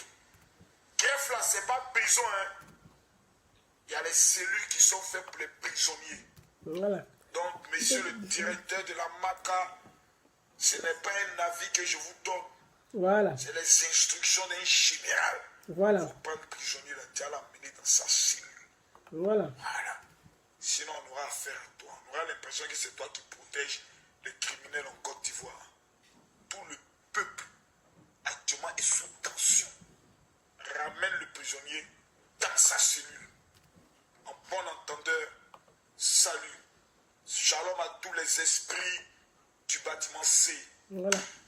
Votre général, je vous aime. Voilà. Voilà, mes amis, voilà. Voilà ce que moi j'appelle ça de la délinquance. Voilà. J'appelle ça de la délinquance et je trouve très inquiétant que des conseillers du président de la République puissent accompagner un homme comme ça là auprès du chef de l'État. C'est de la délinquance. Je l'ai eu une fois sur les réseaux sociaux et je lui ai dit, toi là, tu es un microbe en réalité, mais tu te caches derrière, comme tu as des moutons qui te suivent subitement et bêtement, comme des vrais brebis. Alors, tu te caches derrière ce truc un peu... En fait, ils s'en foutent de ce qu'on appelle la religion. La religion pour lui, c'est de la moquerie. C'est un business pour gagner de l'argent. Et comme il y a des gens qui sont tellement abrutis, qui sont tellement... qui sont en perte de personnalité et qui sont en manque de confiance en soi, il arrive à endormir ces gens-là. Lui, là, lui, il fait qu'elle pratique. Et puis lui, quand il prend veste, les gens tombent. Toi, tu ne fais pas sacrifice humain là aussi. Lui, là. Ce gars-là, il ne fait pas sacrifice humain là aussi. C'est une question que moi, je lui pose. Lui, il fait qu'elle pratique. Et puis, il arrive, il est entrahi. Comme si Jésus était entrahi dans la Bible. Il n'avait pas vu Jésus entrahi dans la Bible. Il est entrahi. Et puis, les gens sont contents. Toi, tu fais quel sacrifice pour endormir les gens bêtement comme ça? Toi, tu fais quoi? Celui qui traite les autres de Guinéens, lui-même, il est quoi? Lui, c'est Makoso, là. Lui, il est de quelle religion, de quelle ethnie? Lui qui traite les autres de Guinéens, lui, il est quoi? Moi, ce sont des choses que je trouve inadmissibles pour la société. Des individus comme ça, là. Ce genre de personnes comme les Makoso, là, ils se sont multipliés sur le gouvernement Gbagbo. C'est pour ça que j'ai dit, je reviens. Il ne faut pas que les gens vont instrumentaliser cette histoire. Ce drame qui secoue la société. Parce que ce genre de délinquance pastorale-là, ils se sont multipliés sur le gouvernement Gbagbo. Ce genre de délinquants pastorales-là, ils se sont multipliés sur le gouvernement Gbagbo. C'est lui qui leur a donné la possibilité et qui leur a ouvert la porte de cette déchéance spirituelle. Parce que c'est une déchéance spirituelle. C'est une déchéance spirituelle. Des individus comme ça, ils se prennent pour des pasteurs et ils exercent dans un pays, dans un état, dans la République. C'est quoi cette République où un délinquant se lève, il s'octroie pasteur et on le laisse faire? Il faut de la rigueur. Moi, je pose la question au conseiller du président Alassane Ouattara. Comment ils se sont arrangés pour que celui-là, il soit reçu par le président? Ça veut dire quoi? C'est un délinquant. C'est un vrai délinquant qui est là. Il est reçu par le président de la République. Il est guerrier congolais. Makoso. Bah, lui-même, il est congolais. Il dit que l'autre est guinéen. Et lui-même, il est quoi? Il est congolais aussi. Toi, tu dis l'autre est guinéen. Il a commis un crime qui est odieux. Il a commis un crime qu'on ne peut pas expliquer. Sur 100, on a attrapé un. Les autres sont où? Ils sont dans la nature, ils sont en Côte d'Ivoire. Ils se promènent. Ils vivent. Ils continuent d'opérer. Peut-être qu'ils vont quitter maintenant la ville où il y a les smartphones, où il y a les téléphones portables, où on peut lancer les alertes. Ils vont quitter ces villes-là. Ils vont aller dans les villages. Où il n'y a pas courant, là, c'est là-bas, ils vont aller opérer. Parce qu'il n'y a pas courant au village. Tu vas trouver Internet ou pour téléphoner, pour parler sur les réseaux sociaux, pour dire que ton enfant a disparu. C'est sur ça qu'ils vont opérer. C'est pour ça que dans ma lettre que j'ai adressée au président de la République, il faut une sensibilisation dans les écoles. Il faut que ce soit inscrit sur le calendrier scolaire pour que dans toutes les écoles de Côte d'Ivoire, on puisse parler de ce phénomène, expliquer, sensibiliser pour protéger les enfants en milieu scolaire et en milieu rural. Et que les parents puissent prendre connaissance de ce qui se passe sur le territoire national pour faire attention, pour prêter attention, pour surveiller mieux les enfants, pour prêter garde à ce genre de pratiques. Voilà. Makoso. Il fait la pluie et le beau temps. Il a même des passeports diplomatiques. Il se promène comme il veut. Pour avoir un passeport diplomatique, on a ça comment? Si ce n'est pas par la corruption, est-ce que tu peux avoir un passeport diplomatique? Normal. Tu es diplomate? Non. C'est des pratiques qu'il faut dénoncer. Ce jeune Sonia ou Sanogo, je ne sais pas comment il s'appelle ce criminel, il a commis un crime odieux. Tu as moins de 30 ans. Tu t'as moins égorgé un enfant. Mais derrière ce jeune, qui est derrière lui? Moi, c'est la question. C'est pas parce qu'il a commis un crime odieux que toi, tu dis que toi, tu es homme de Dieu et que tu vas appeler à son assassinat. Non, mais attendez. On va où? Quelle société voulons-nous? Une société juste ou une société de criminels? Parce que comme on t'a tué, tu as tué, on va te tuer. On va tuer tes enfants, on va tuer tes parents. Chacun va se rendre justice. C'est cette société que nous voulons. Il faut laisser la justice faire son travail. Il faut laisser la justice faire son travail. Tu dis que tu es un homme de Dieu. Je suis général Makoche, et puis dans la prison, il était là, bâtiment C, et gna gna gna gna, et gna gna gna. C'est quoi celui-là? Celui-là, c'est quoi ça là? Ça, c'est un délinquant. C'est quoi celui-là? C'est un délinquant. Et il appelle à l'assassinat du meurtrier de Bouba. Pour un pasteur, il dit homme de Dieu. Si les hommes de Dieu sont comme ça, alors là, les hommes de diable sont comment? Parce que lui, il a le même comportement que homme de diable. Il a exactement le comportement de homme de diable. Il n'est pas le comportement d'un homme de Dieu. Tu lis la Bible. La Bible dit pardonne ton prochain. La Bible dit si on t'a giflé, donne l'autre jour. Lui, il lit quel verset de la Bible? Il dit les hommes de Dieu. C'est lui le dimanche qui va venir se planter devant les gens. Mais comment des Ivoiriens peuvent aussi abrupts, pètent à ce point pour laisser et cancre comme ça poser la main sur votre frontanelle? Est-ce que vous savez ce qui vous retire? L'énergie des... Nous sommes, notre corps est fait d'énergie. Notre corps, un jour je reviendrai, je ferai un direct live pour vous parler de la spiritualité. Les gens pensent que c'est le fait de dire que Dieu te bénisse ma soeur, Jésus t'aime, Dieu t'aime, comme si je t'attendais pour me dire que Dieu m'aime. Il y a besoin de savoir ça. Moi, je sais que Dieu m'aime. Est-ce que moi, il y a besoin que tu me le dises? Si je suis en face de toi, que je suis vivant, c'est parce que j'ai l'amour de Dieu. Même les morts, même Dieu les aime. Si je n'ai pas mourir. Parce que la vie et la mort font partie de l'existence. Donc, comment quelqu'un comme ça, vous pouvez vous asseoir et puis il prend sa main, il pose sur votre fontanelle. Fontanelle là, c'est là que votre énergie se trouve. Et c'est là que ce démon-là pose la main. Et les gens sont contents à l'église. Mais il vous tire toute votre énergie. Il capte votre énergie. Il vous récupère l'énergie. Donc vous devenez son esclave. Quand il finit avec ses pratiques maléfiques qu'il fait sournoisement, il vous dit de manger l'herbe, vous mangez l'herbe. Et donc, il va approfondir la connaissance au niveau de la science pour pratiquer de l'hypnose. Il vient vous faire de l'hypnose. Quand il vous dit, hop, tout le monde est tétanisé, on ne bouge plus, on ne clignote plus les yeux. On dit, il nous perd des miracles. Quand il arrive là, quand il lance sa veste là, tout le monde tombe. Tu vois, c'est parce que tu tombes qu'il opère des miracles. C'est pas parce qu'il te tombe qu'il opère des miracles. Il pratique de l'hypnose. Tapez sur Google et puis allez-y voir les vidéos. Hypnose. Vous allez comprendre ce que c'est que le mécanisme. Comment en Côte d'Ivoire vous vous laissez dominer, mâchouiller, bouffer le cerveau par un individu pareil? Pour moi, c'est un délinquant. Ce Macron, c'est un délinquant. Je lui ai déjà dit aussi, il m'a bloqué même sur Facebook pour ça. J'ai écrit, vous avez les pratiques d'un délinquant. Il m'a bloqué, ce monsieur-là. C'est quoi ça? Parce que quelqu'un a commis un acte ignoble. Toi, tu dis que tu es homme de Dieu, tu appelles à son assassinat.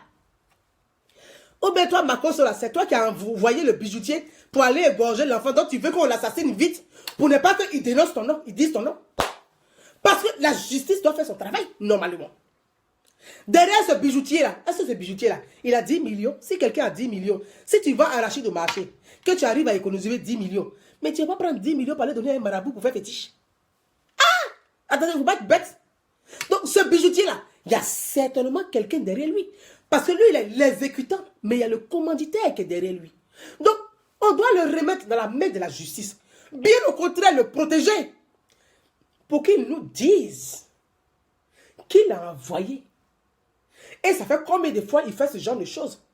Parce que je suppose que ce n'est pas sa première fois. Parce que pour aller tuer quelqu'un, c'est-à-dire que pour franchir le fil rouge, c'est que ce n'est pas ta première fois. Surtout un enfant que tu connais, dont tu aides la maman souvent. Non, ce n'est pas ta première fois.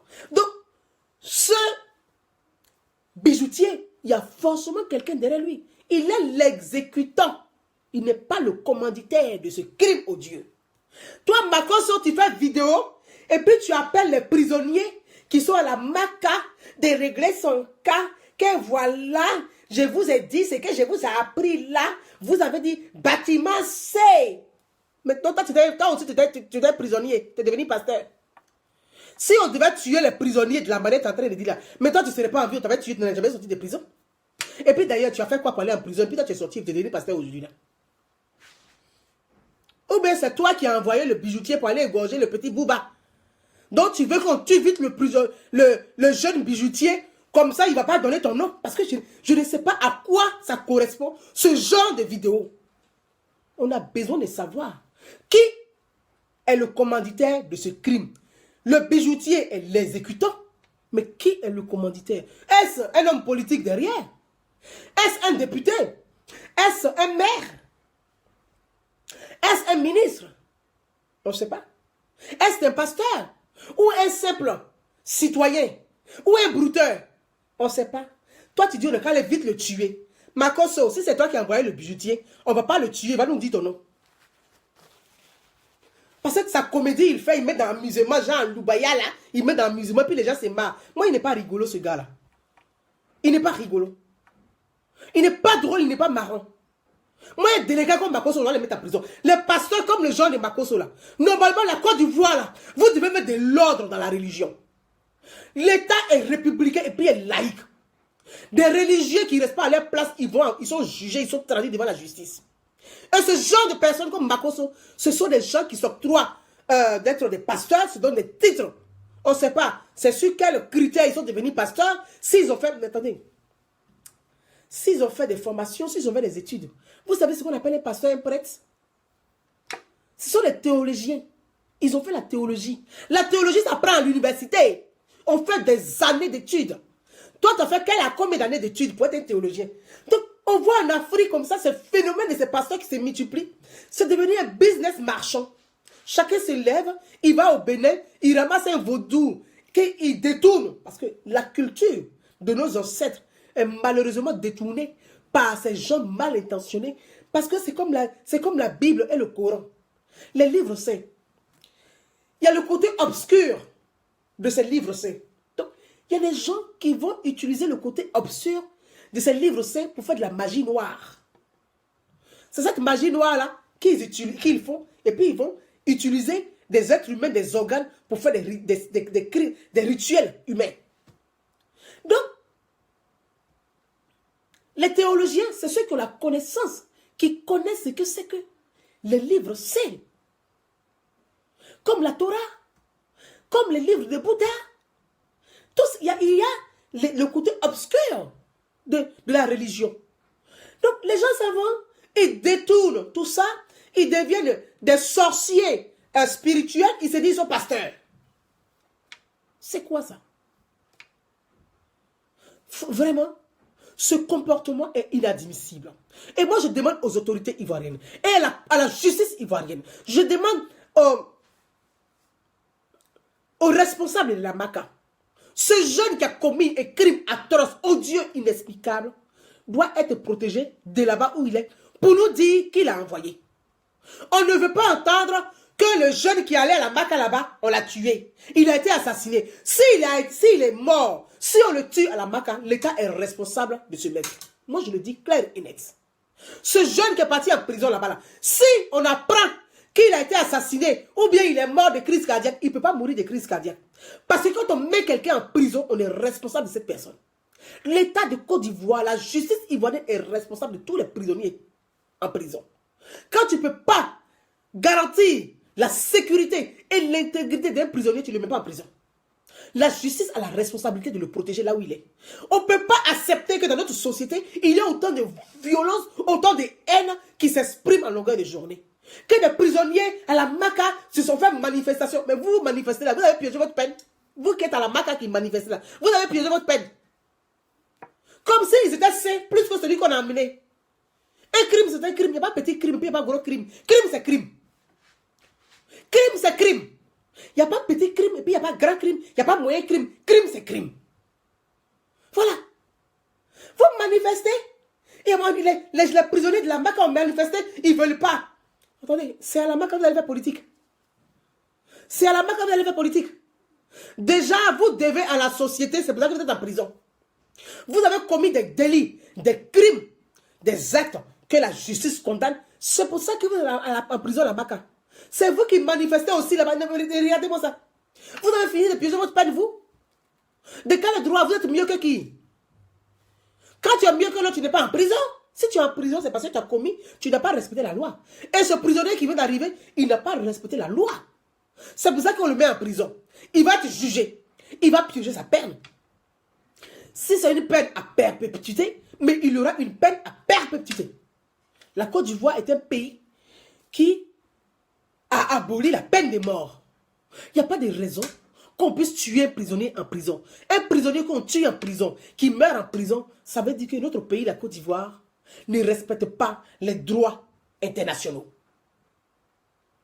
Et ça c'est très grave. Moi, je vous dis, je ne le connais pas, ce bijoutier. Mais ce genre d'appel à assassiner quelqu'un dans les prisons, ça veut dire demain, quand toi tu es dehors, que tu n'aimes pas quelqu'un qui est en prison, ou bien tu as un homme politique que tu n'aimes pas qui est en prison, tu vas faire des trucs pour qu'on puisse l'assassiner. Parce qu'en fait, c'est l'acte qui est là.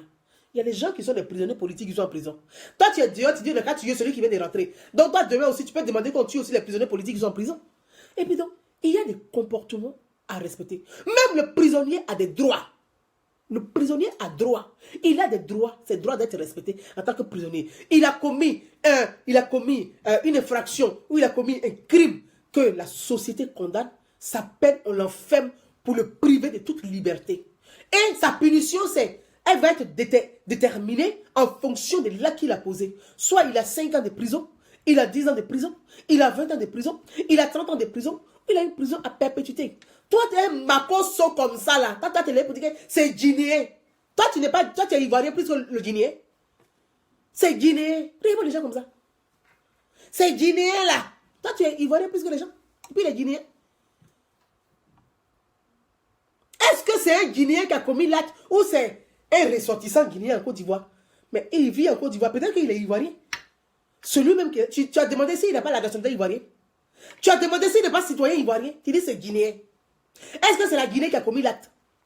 Ce genre de propos qui amènent à la haine et qui dégénèrent dans la société pour pouvoir déstabiliser la société à nouveau. Notre pays est trop fragile. Des individus comme ça, comme les Makosso là.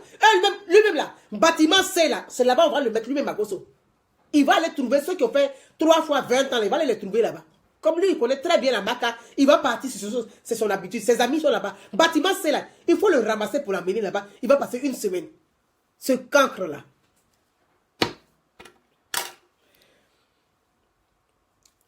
Mes amis, on va continuer notre conversation. C'était pour vous montrer un peu ce comportement qu'a eu Makosso que je trouve ignoble. Mais vraiment, c'est appeler à un meurtre, c'est commettre un meurtre. Voilà. Appeler à l'assassinat de quelqu'un, c'est l'assassiner. Tu dénonces que quelqu'un a été un assassin, toi tu appelles à l'assassiner. Oui, mais je vous ai dit, quand le serpent là, appelez le serpent, quand il rentre dans le trou maintenant, vous le transformez en viande. C'est toi-même, on va transformer en viande. Idiot va. Tu t'assois comme... C'est des gens comme ça que le président de la République reçoit. Vous les conseillers du président là. Ou bien c'est quoi votre problème? Vous faites tellement de choses. Bon, comme aussi les conseillers du président sont des proches des ministres, des ministres de gouvernement. Donc ceux-là, pour ne pas que le président sache ce qu'ils ne font pas et ce qu'ils font mal, ils bloquent leurs conseillers à ne pas faire remonter l'information au niveau du président. C'est tout. C'est tout. C'est pas compliqué, c'est simple. C'est très simple. Généralement, la majorité des conseillers du président sont des proches des ministres du gouvernement. Donc, eux là, il y a des choses qu'il ne faut pas que le président sache. Donc, ils vont dire à leurs conseillers là, il ne faut pas dire ça au président. Si le président s'aperçoit parce qu'il avait demandé qu'on fasse ça, on n'a pas fait. Ou bien le président avait donné une enveloppe pour faire ça, on n'a pas fait. Voilà. Donc, eux, c'est très bien comme ça. Ils ont pris le président Alassane Ouattara en otage. Ils ont mis des murs autour de lui, comme le mur de Berlin. Comme ça, il est déconnecté de la société, de la réalité. Il ne sait pas ce qui se passe dans la société. Ils l'ont déposé là, ils ont mis tout le monde autour. Quand on dit information, ils vont filtrer les informations. C'est au goutte à goutte. Ils filtrent les informations pour lui donner. Non, il n'a qu'à rester là comme ça, il n'a qu'à fermer. Et puis dans le président, ils vont le rendre aussi comme les 3 singes. Pas entendu, pas vu, dit rien. Voilà. Parce que moi, je n'arrive pas à comprendre qu'aujourd'hui, depuis ce genre d'actes qui se répètent dans notre société, moi, je n'ai pas encore vu un communiqué de la présidence de Côte d'Ivoire. C'est là où je pose mon indignation aussi là. Un communiqué de la présidence de Côte d'Ivoire. On voit, c'est des ministres qui font des communiqués, mais vous n'êtes pas en charge de la nation. Vous n'êtes pas élu par le peuple, vous êtes nommé par le président. Donc, c'est celui qui est élu par le peuple là. C'est à lui de s'exprimer. Le président de la République, quand il y a des crimes comme ça dans la société, doit faire interview, télé, pour s'adresser à 20 h à tous les Ivoiriens. Comme ça, on sait que le président a connaissance de ce qui se passe dans la société. Mais on ne voit pas. Vous ne faites pas la commission au président, on ne sait pas. Ou bien le président ne sait pas, on ne sait pas. Qu'est-ce qui se passe? Qu'est-ce qui se passe?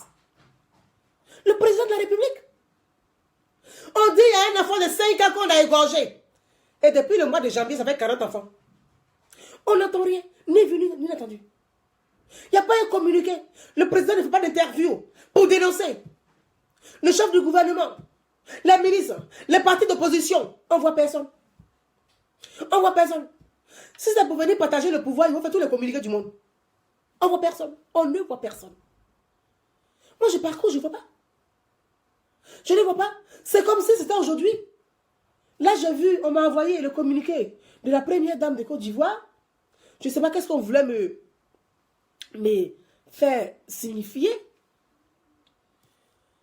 Parce qu'en 2014, j'avais fait une lettre, première lettre que j'avais adressée au président de la République, à la première dame, au ministre de l'Intérieur, au ministre de la Défense, au ministre de l'Éducation nationale, au ministre de la famille et de la solidarité.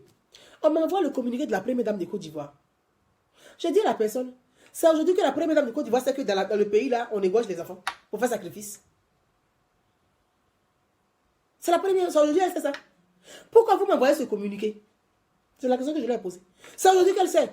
Si c'est aujourd'hui que la première dame sait, c'est que vous les conseillez et vous, son entourage, vous travaillez mal, vous cachez la vérité au groupe présidentiel. Donc c'est vous qui êtes responsable de ce qui se passe parce que vous cachez la vérité de la société au groupe présidentiel. Donc les mesures ne sont pas prises, les choses ne sont pas prises en compte sérieusement et les choses n'avancent pas et les bêtises se répètent dans la société. Donc c'est vous qui êtes responsable. C'est pas normal. C'est pas normal. Libérez l'information. Vous êtes payé par le contribuable pour accompagner le président de la République à réussir. Mais libérez l'information.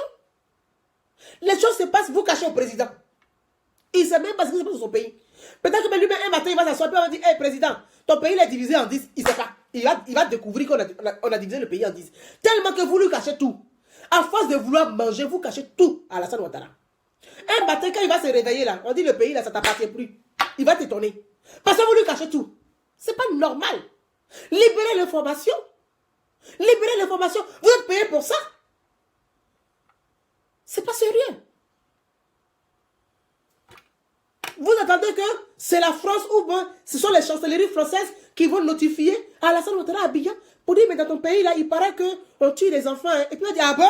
Il est étonné. Mais vous faites quoi? C'est ce que vous attendez. Vous voyez, c'est le comportement que vous avez. Sans s'apercevoir, sans comprendre, sans faire attention, vous travaillez très mal.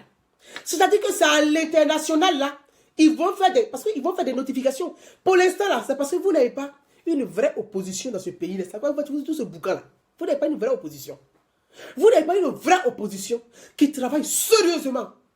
Si vous avez une vraie opposition, il y a longtemps que Alassane Ouattara a changé le gouvernement. Il y a longtemps même, il a viré tout le monde de son gouvernement. Parce que l'opposition va rentrer minutieusement, à bosser sérieusement. Il est à Abidjan, et puis c'est à l'international, on lui envoie l'information. On dit, mais oui, mais écoute, ces homologues, président. On dit, mais écoute, mais Alassane Ouattara, on ne comprend pas. Dans ton pays, maintenant, il paraît-il que les enfants sont sacrifiés. Il est étonné. Ou bien quand il va arriver à un sommet international, on va lui dire, bah, qu'est-ce qui se passe dans ton pays? Il paraît qu'on bat les femmes, les enfants sont sacrifiés, on égorge des enfants pour des sacrifices humains. Mais quand même, voyons, toi qui as quand même fait des grandes institutions à l'international, comment tu peux être président et puis dans ton pays, on peut quand même sacrifier des enfants pour des intellectuels que vous êtes. Donc, il a honte devant tout le monde. Pourtant, il a un sommet international. Peut-être c'est ça là que vous voulez. Peut-être c'est ça là que vous voulez. Il arrive à un sommet, maintenant il devient tout petit. Parce que ça vous a tiré dans le fauteuil, tu es... Parce que tu as honte. Quand tu arrives là, tu veux faire remaniement. Mais comme vous-même, vous aussi, vous faites beaucoup de maraboutage, vous l'attachez. Quand il pète un câble, il va faire remaniement, demain, le lendemain, il se réveille, il a oublié. Donc, ça tourne. Il faut que vous arrêtiez ça aussi. Stop, ça suffit. Il faut que vous arrêtiez ça. Nous, là, on est fatigués. On veut que notre pays avance. On veut que la Côte d'Ivoire avance. La Côte d'Ivoire a tout son potentiel. On a tous les moyens de faire avancer le pays. Il faut que vous arrêtiez ça. Parce que ce n'est plus possible. Revenons pour terminer, mes amis, rapidement, sur la manifestation qu'il y a eu à Abidjan. Moi, je me suis dit, peut-être que la mort de ce jeune enfant va permettre aux Ivoiriens de comprendre l'essentiel. C'était ce que je me suis dit. Quand j'ai vu la marche, je dis, ah, la mort de ce jeune enfant ne va pas rester comme ça. Ça va permettre aux Ivoiriens d'être des citoyens et non des passionnés. Ça va permettre aux Ivoiriens d'être des citoyens et non des militants des partis politiques. C'était ce que j'avais imaginé dans mon entendement. Et puis, patapla, le cheval revient toujours au galop. Le chien n'abandonne jamais sa manière de s'asseoir. Paf! Ils sont plus que jamais militants, plus que jamais passionnés.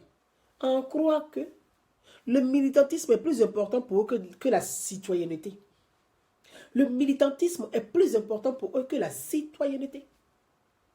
C'est quand même malheureux, dramatique. Dramatique de voir ce genre de choses.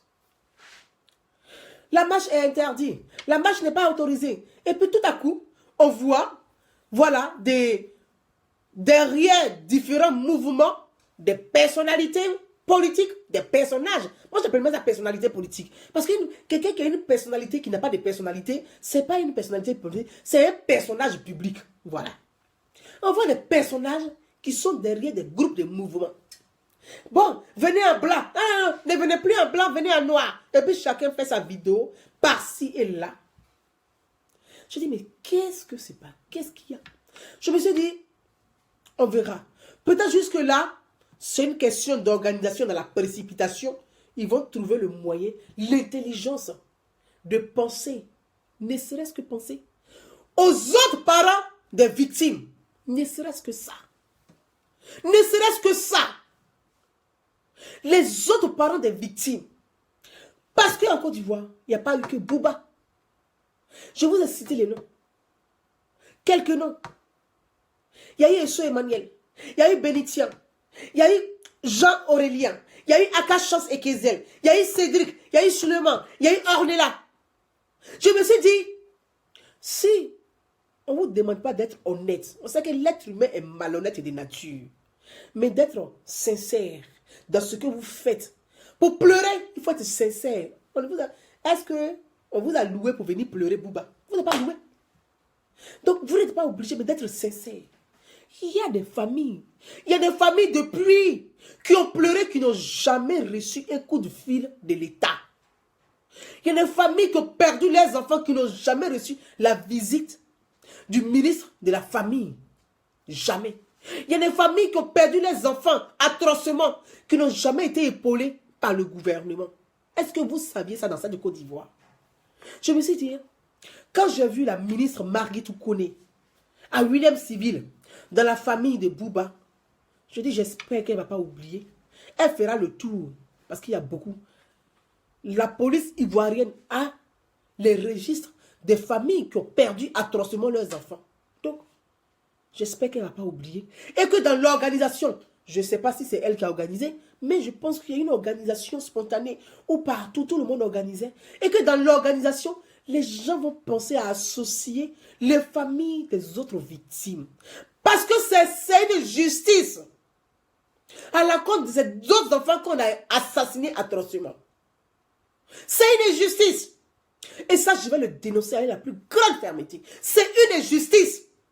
Perdre un enfant dans des conditions atroces, c'est quelque chose qu'on ne peut jamais oublier. On ne pardonne jamais ça. Est-ce que vous avez associé les autres familles à votre manifestation devant le CHU d'Angré? Ces familles-là, ils ont perdu des enfants atrocement. On a égorgé les enfants, on les a vidés de leur sang, on a retiré leurs organes, on a retiré le sexe, on a retiré les yeux. Ils ont pleuré tout leur tripes. D'autres sont menacés. Il y a des familles qui sont menacées. Il y a le père de M. Kofi, Alain Mars Kofi, qui a été menacé dans le quartier. Il connaît l'auteur du crime de son enfant. Mais l'auteur du crime de son enfant le menace. S'il parle, il a des jumeaux, ils vont récupérer ces jumeaux pour en faire des sacrifices. Le monsieur vit dans la terreur dans ce pays-là. Vous n'êtes même pas allé. Quand il y a un drame qui arrive, ce n'est pas un premier drame pour dire que comme c'est un premier drame, c'est quelque chose qui est récurrent. La ministre, elle a répété, c'est récurrent, ça veut dire qu'ils savent que c'est récurrent. Vous savez que c'est récurrent dans la société ivoirienne. Quand on dit c'est récurrent, c'est français, on a parlé. On n'a pas parlé chinois ni anglais. C'est récurrent, ça veut dire c'est répété, il y en a marre de ça. C'est récurrent, c'est fatigant. La ministre sait que c'est récurrent dans la société. C'est récurrent dans la société. Alors qu'est-ce qu'on fait? On va s'approcher des autres familles qui ont perdu un être cher, qui ont perdu leur progéniture pour dire voilà, les citoyens ivoiriens, si c'était vraiment des citoyens et non des militants de base des partis politiques, les citoyens ivoiriens souhaiteraient organiser une marche en hommage à tous les enfants qui ont été tués. Mais comme c'est une goutte d'eau qui fait déborder le vase et que l'histoire de Bouba, au moment où les familles, il n'y avait pas, l'information n'a pas trop véhiculé sur les réseaux sociaux, donc il n'y a pas eu une ampleur au niveau populaire, on veut vous associer à cette manifestation. Venez avec nous à la marche. Et les familles de toutes ces victimes sont alignées et la société ivoirienne est derrière pour les soutenir. Moi, je n'ai pas vu ça. Je n'ai pas vu ça. Je n'ai pas vu ces pleurs-là. Je n'ai pas vu ça. Je n'ai pas vu les familles des autres victimes. Je n'ai pas vu ça. J'ai vu qui? Des gens qui ont des casquettes à l'effigie d'un élu. Un autre élu qui arrive. Alors, on a le groupe de Yasmina Onyen ici. On a le groupe de Touré Mamadou de l'autre côté. C'est quoi ils sont venus faire là? Touré Mamadou et puis Yasmina Onyen. Ils sont venus faire quoi là?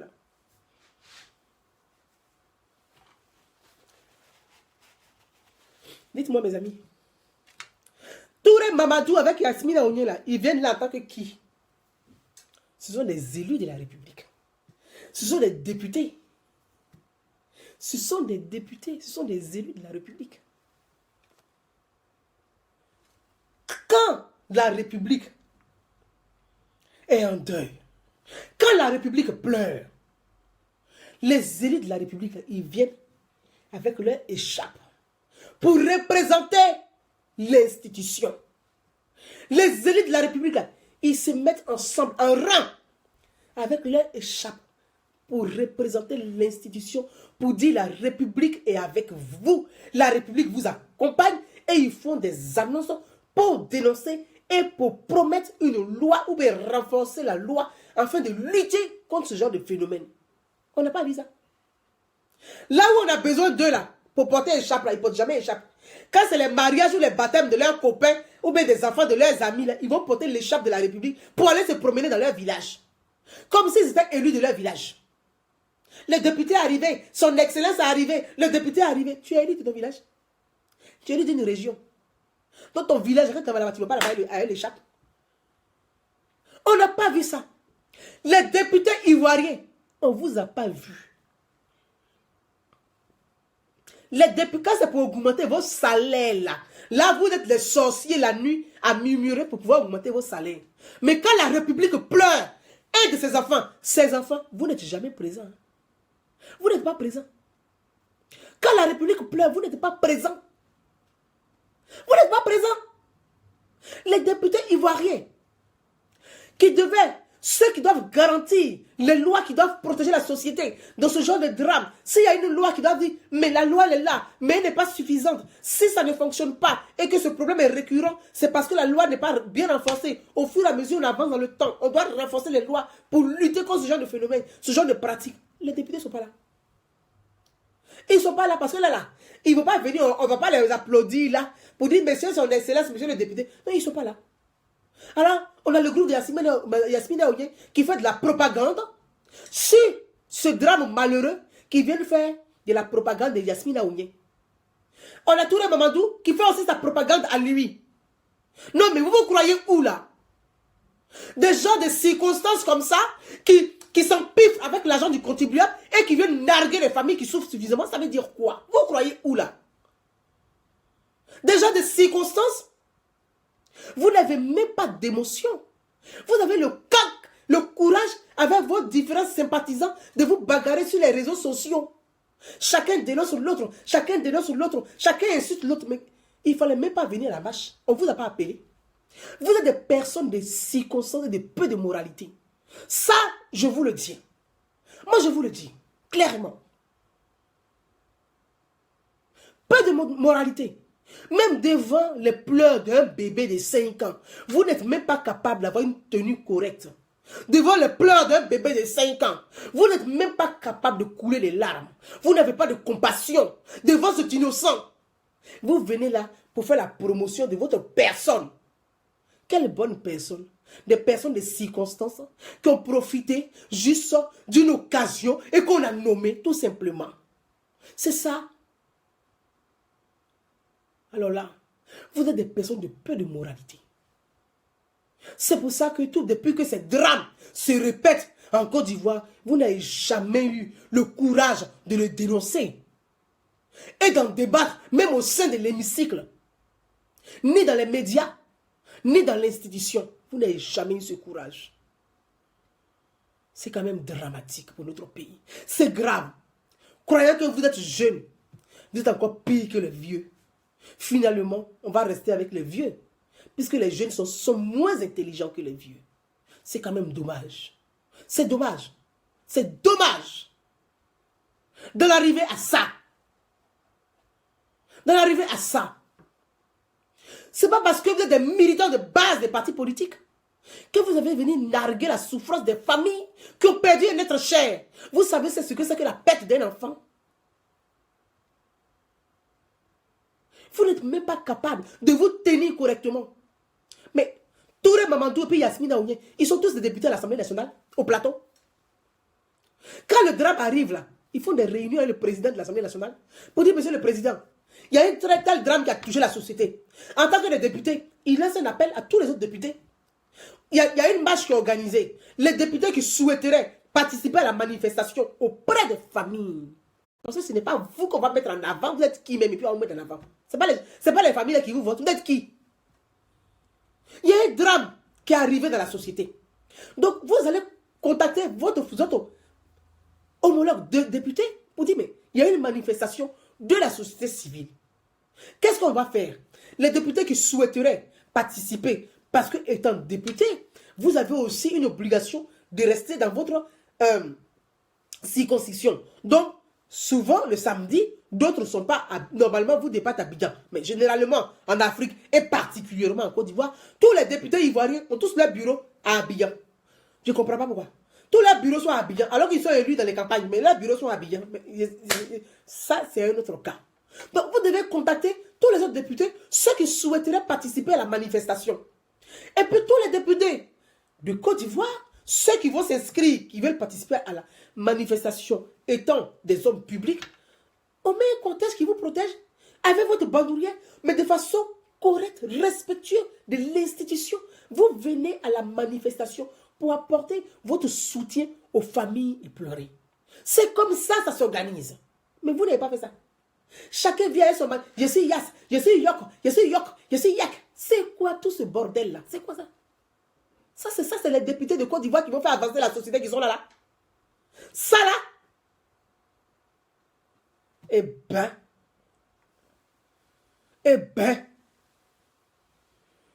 Quand les députés veulent participer à une manifestation, c'est hommage, c'est au CHU de Hongrie, au sud d'Hongrie. Mais vous organisez. Si vous êtes 10, 15 députés, vous venez habiller quoi? Parce que vous représentez la République à un événement tragique, dramatique. Vous venez correct, tenu. Vous accompagnez les familles. Vous ne faites pas ça. C'est quand même malheureux pour notre pays. C'est triste pour la Côte d'Ivoire. La Côte d'Ivoire mérite mieux. On pensait qu'avoir des jeunes députés, ça leur permettre à l'Assemblée nationale de fonctionner. Mais non. On a des gens qui sont députés et qui ne savent même pas leur mission. Qui n'ont pas compris le sens d'être un élu de la République. Qui ne savent pas ce que c'est que leur rôle dans la République. Qu'est-ce que vous voulez qu'on fasse? Ça apprendra les Ivoiriens pour les prochaines élections. C'est tout. Que de passer votre temps à faire du militantisme et du clientélisme. Ayez des idées. Un député qui n'est pas capable de respecter les idées de la société civile, mais vous ne votez pas pour lui, tout simplement. Il vous donne l'argent, vous prenez, parce que c'est l'argent du compte, c'est votre argent. Vous prenez, vous ne votez pas pour lui, c'est comment ça se passe. La prochaine fois, il va avoir des idées. Parce qu'il s'est dit qu'il vous a payé pour voter pour lui, il s'en fout de vous. Voilà, c'est tout. Et ça, c'est vraiment une honte. C'est une honte. C'est une honte. Je voulais terminer sur faire un appel à la ministre de la famille, Mme Marie Toukoune. Dans notre pays, la Côte d'Ivoire, Bouba n'est pas le seul enfant qui a été malheureusement et atrocement assassiné. Il y a eu bien d'autres enfants avant Bouba. Je vous exhorte pour une justice sociale, pour apaiser le cœur de toutes les familles. Ce n'est pas votre visite qui va apaiser le cœur des familles, mais des familles qui n'ont pas reçu la visite de l'État, qui n'ont pas reçu votre coup de fil, qui n'ont pas reçu la compassion de l'État. Ces familles sont devant leur écran de télévision à regarder que l'État est mobilisé à envoyer la ministre dans la famille de Bouba. Ces autres familles aujourd'hui sont dans cette douleur. Ils se sentent lésés, abandonnés. Se posent toutes les questions que moi je n'ai même pas envie de poser sur les réseaux sociaux. Ils se posent des questions. D'autres vont se dire, pourquoi à notre tour ils ne sont pas venus? Est-ce que c'est parce que nos enfants ne s'appellent pas Bouba? Ils peuvent se poser toutes sortes de questions. Et j'espère que dans les jours à venir, je le souhaite vraiment, et que la ministre que vous êtes, vous aurez cette grande générosité d'esprit, cette grande générosité de franchir le pas et d'aller à la rencontre de ces familles qui sont connues par la police nationale, parce qu'ils ont vraiment des fichiers, ils ont des fichiers de ces familles, que par votre grande générosité, vous irez rendre visite à ces familles et apporter la compassion de l'État à ces familles qui ont perdu aussi leurs enfants de façon atroce, de façon tragique, et dont les enfants ont servi des crimes rituels. Et c'est vraiment ma dernière doléance que j'adresse au gouvernement et à la ministre qui fait partie du gouvernement, afin qu'il y ait la prise en compte de la douleur des familles soit de façon égale, et qu'il y ait une égalité, et qu'il y ait un même traitement, et que d'autres familles ne se sentent pas lésées, ne se sentent pas oubliées, et que d'autres familles ne se sentent pas considérées, et d'autres se sentent moins considérées. Vraiment, c'est tout ce que je demande au gouvernement ivoirien, de pencher l'oreille, de prêter attention, d'apporter la compassion à toutes ces familles-là, ainsi qu'à toute la Côte d'Ivoire entière. Donc voilà mes amis, une vie justice équitable, voilà mes amis, ce que je voulais partager avec vous, et que j'espère que mon message, ces paroles ne seront pas des paroles blessantes ou insolentes à l'égard de qui que ce soit, mais que ces paroles soient reçues, surtout par le gouvernement ivoirien, avec beaucoup de distance, et que je ne suis pas là pour accabler un gouvernement ou un gouvernement précédent ou un gouvernement actuel. Je veux juste apporter, en tant que citoyenne, ma façon à moi de contribuer à la paix dans mon pays, à la cohésion sociale dans mon pays, à l'égalité dans mon pays, entre les hommes dans mon pays, sans distinction. Voilà, c'est toute ma démarche, c'est mon engagement. Comment faire ensemble avec vous, comment nous pouvons faire pour contribuer à l'équilibre social dans notre pays. Voilà, je vous dis un excellent dimanche à tous, et puis je vous dis à très très bientôt. Merci à tout le monde, bon dimanche, et puis encore toute ma compassion à mon pays, à toutes les familles qui ont perdu leurs enfants atrocement. À bientôt, bye bye, au revoir. Merci à tous, merci. Merci Lyon Roi, merci Lynn, merci à Thé, Mandela, merci. Merci à tout le monde, merci à tous, bye bye, bye bye. Fof, des Fof, merci à toi. Yao Mac, merci, merci. Marcel Aqua du côté de Reims, merci à toi Frangine. Niamien, Manimi, Franck, Herman, merci à tout le monde, bye bye.